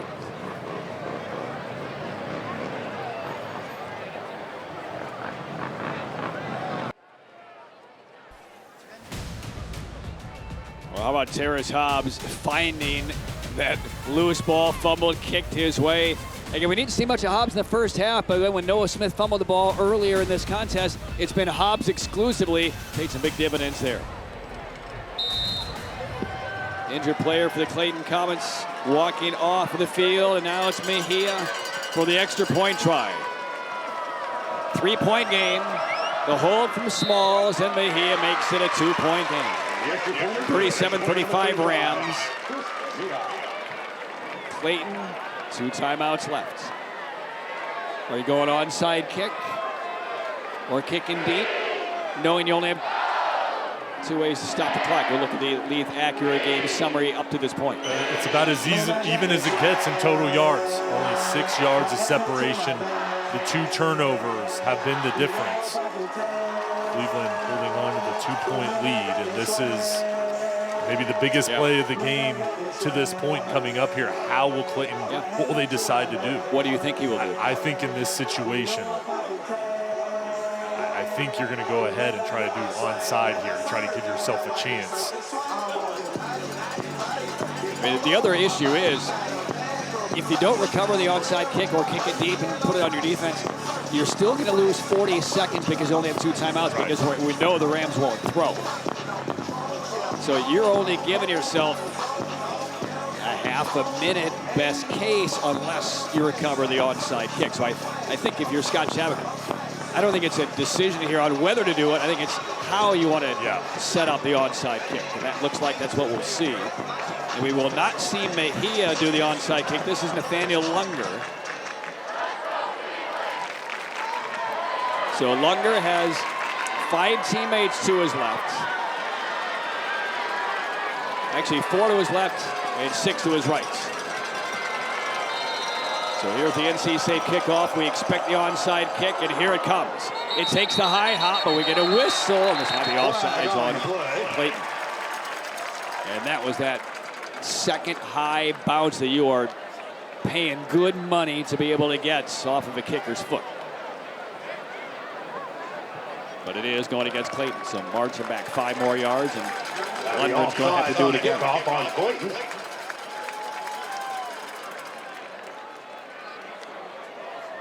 What are you saying to the hands team if you're the Cleveland Rams? Listen, secure the ball and just make sure you catch it, fall down, and make sure you protect up front. I mean, they have... This is a pressure situation. They have Clark up there. They have Thomas up there. They have McIntosh. So here we go with Lunger. It needs to go 10 yards before Clayton can recover it, unless it's touched by the Rams first. Lundgren, does he get the hop? And it's handled by the Rams and simply falling down with the football in his hands. And that is Christian Clark. 2:04 left, Cleveland football. And the Comets have 2 timeouts. And the game is not over. Nope. And you have the 2 timeouts now for Cleveland. The mindset is protect the football, hold on to it, don't try to get extra yards, just fall down because they're going to rip for it. But we can get a first down here, the game's going to be over with. And if you're Tig Fisher, the center for Cleveland, give Jackson Bird clean snaps because they will stay out of the gun here with 2:04 to go. For Clayton, you're trying to knock this ball loose, whatever it takes, sell out for the ball. You're going to keep it on the ground. Will it leave Bird's hands is the question. It doesn't. He runs away to buy some time, and he's tackled for a loss. A tackle by Cody Whitmer.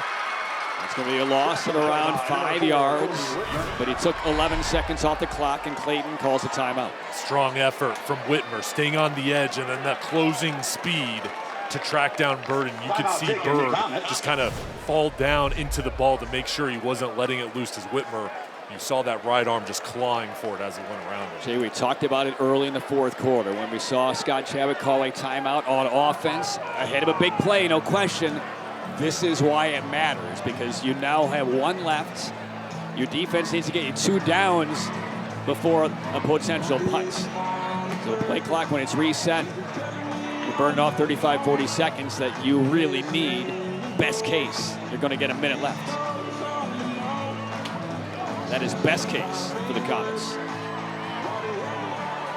So if you're the Rams, you keep it in Bird's hands and not even risking a potential botched exchange on a handoff? I'm keeping it with either Bird or Farrell. Those two. But I'm making sure we're keeping it on the ground. Nothing fancy, no zone read. Just make sure it's an easy handoff or an easy decision for Bird. Can we just say, while we have 15 seconds, what an honor it's been to be a part of this one, this rivalry at this moment, both undefeated. Big crowd, big game, big stage, and it has lived up to the billing. Second down. Bird, is he really going to throw? He's really throwing, and it's incomplete. What are they doing? Stops the clock with 1:48. Flag down, though, and this is going against the Rams. Oh, boy. That was a stunner to me. They will decline the penalty. Brings up third down, but more importantly, you just handed Clayton 40 seconds. Because they still have their one timeout. It's now third down and 18.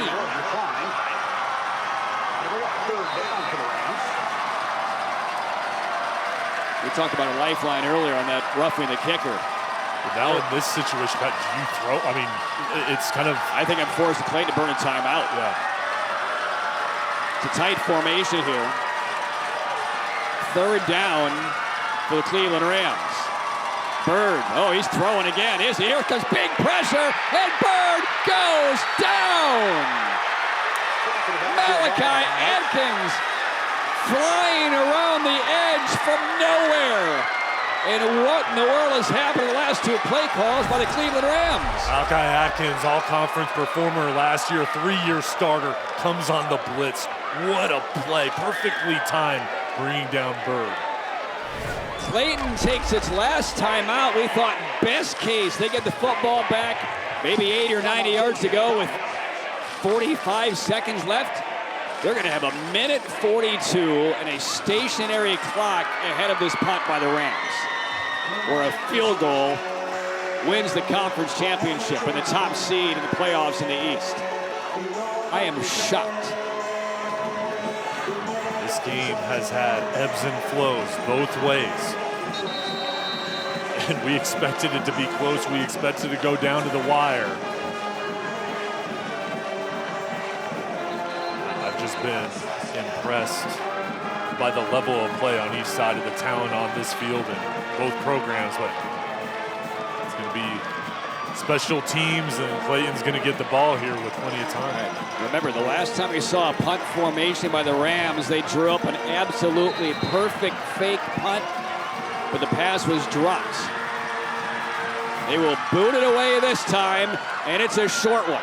It lands the 40, takes a Cleveland bounce, but it's grabbed on the run and taken out of bounds by Clayton's Tavarius McCoy. We get a flag in, and this may be a personal foul on the Rams. The return went to the 43, and if this is on Cleveland, this drive is going to begin inside Rams territory with 94 seconds left.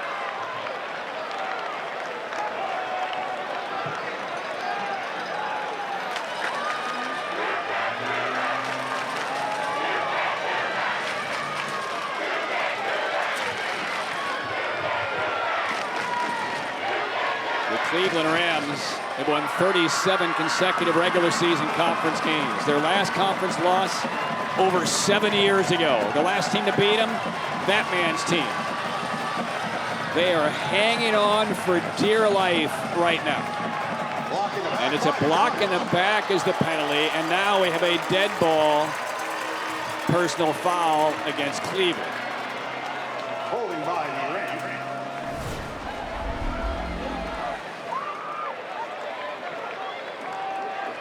Correction, it was holding by the Comets, personal foul by the Rams. So there's the block in the back, I think by Clayton's Trevor White, number 81, which I think led to the late hit, didn't it? Ball be placed in 48-yard line. There's just a lot of action over on the sideline. All right, here we go.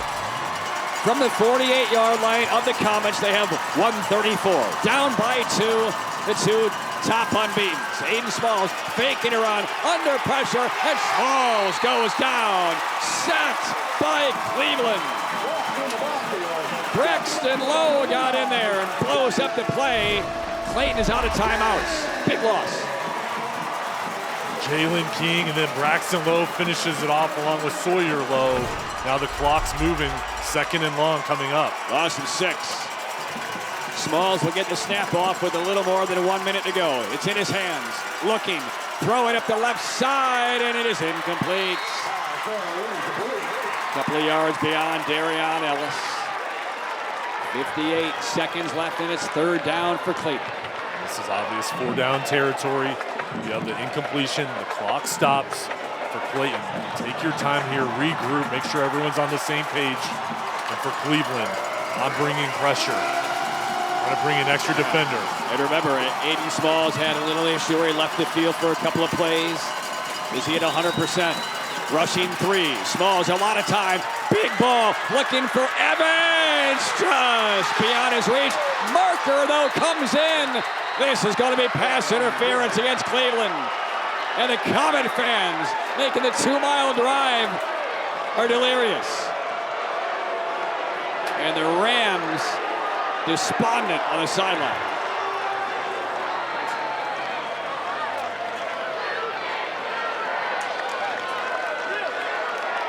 Smalls, meanwhile, taking a moment to talk with his wide receivers and Demarius McCoy in particular, because this drive is certainly far from completed for the Comets.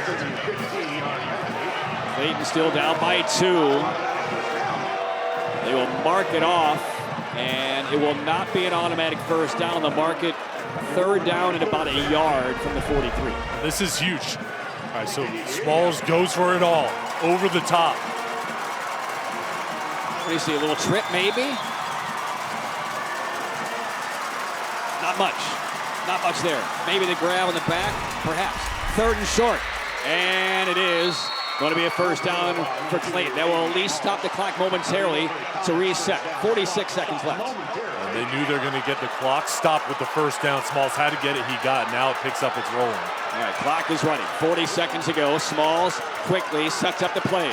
Has to wait for his receivers to get set. They're wasting time. Smalls, quick throw to the sideline, caught and out of bounds, and that's also a first down. And that's Ellis.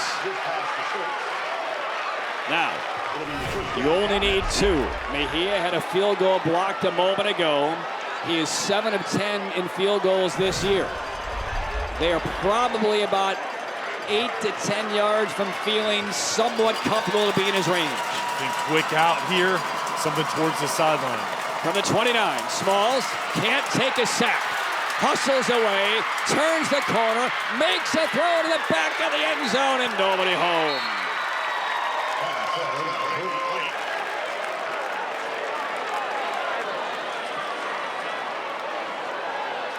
Well, the Comets needed Smalls to escape, and he did.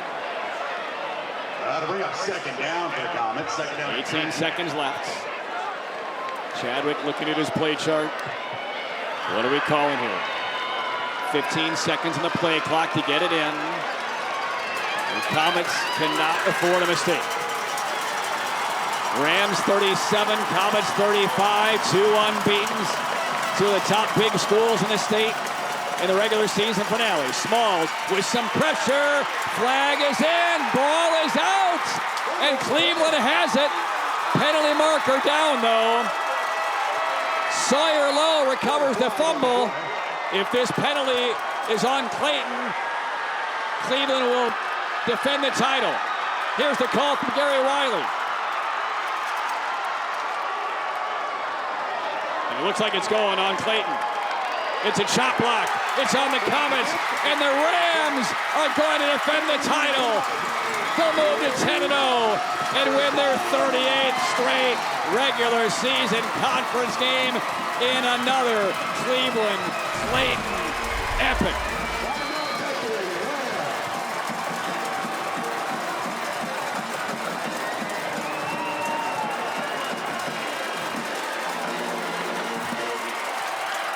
Heartbreak for the Comets for the second straight year. And the Rams are a knee away from the top seed in the 4A East playoffs. Scott Riley needs an ice bath.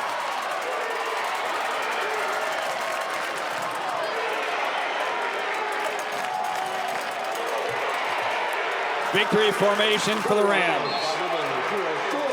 It's in Jackson Bird's hands. He drops to our right knee. And the Cleveland Rams are going to be the top seed in the East.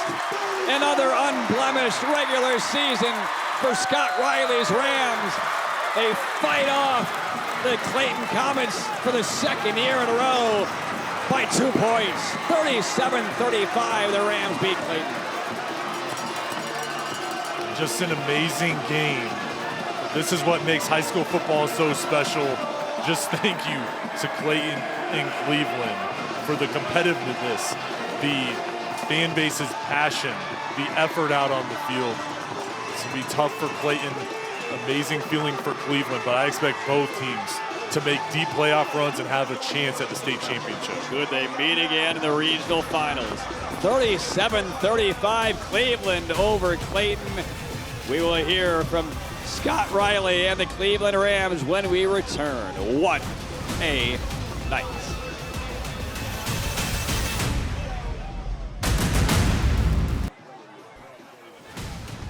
It was a Hail Mary at the gun last year for a Cleveland win over Clayton.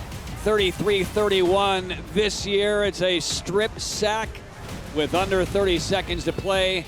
A 37-35 Cleveland win over Clayton. Patrick Keenis, Jay Solenhalter up here in the booth.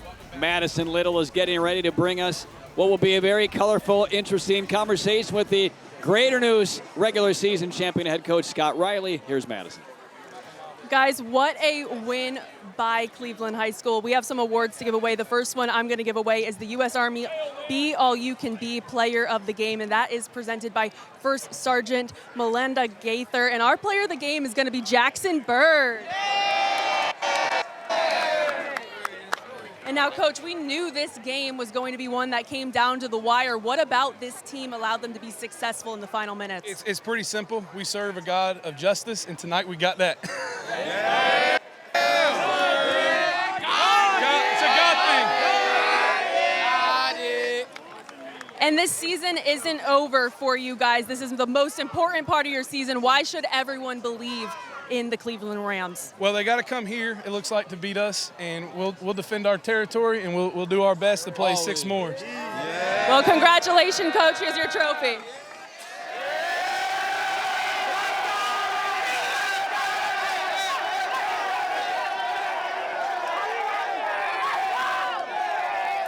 Well, one goal off the checklist for the Cleveland Rams as they win the conference and very likely the top seed in the East when the playoffs began. They finish off an unblemished regular season 10-0. Clayton, its only loss, and maybe they meet again in the regional finals. Final score, 37-35, Cleveland over Clayton.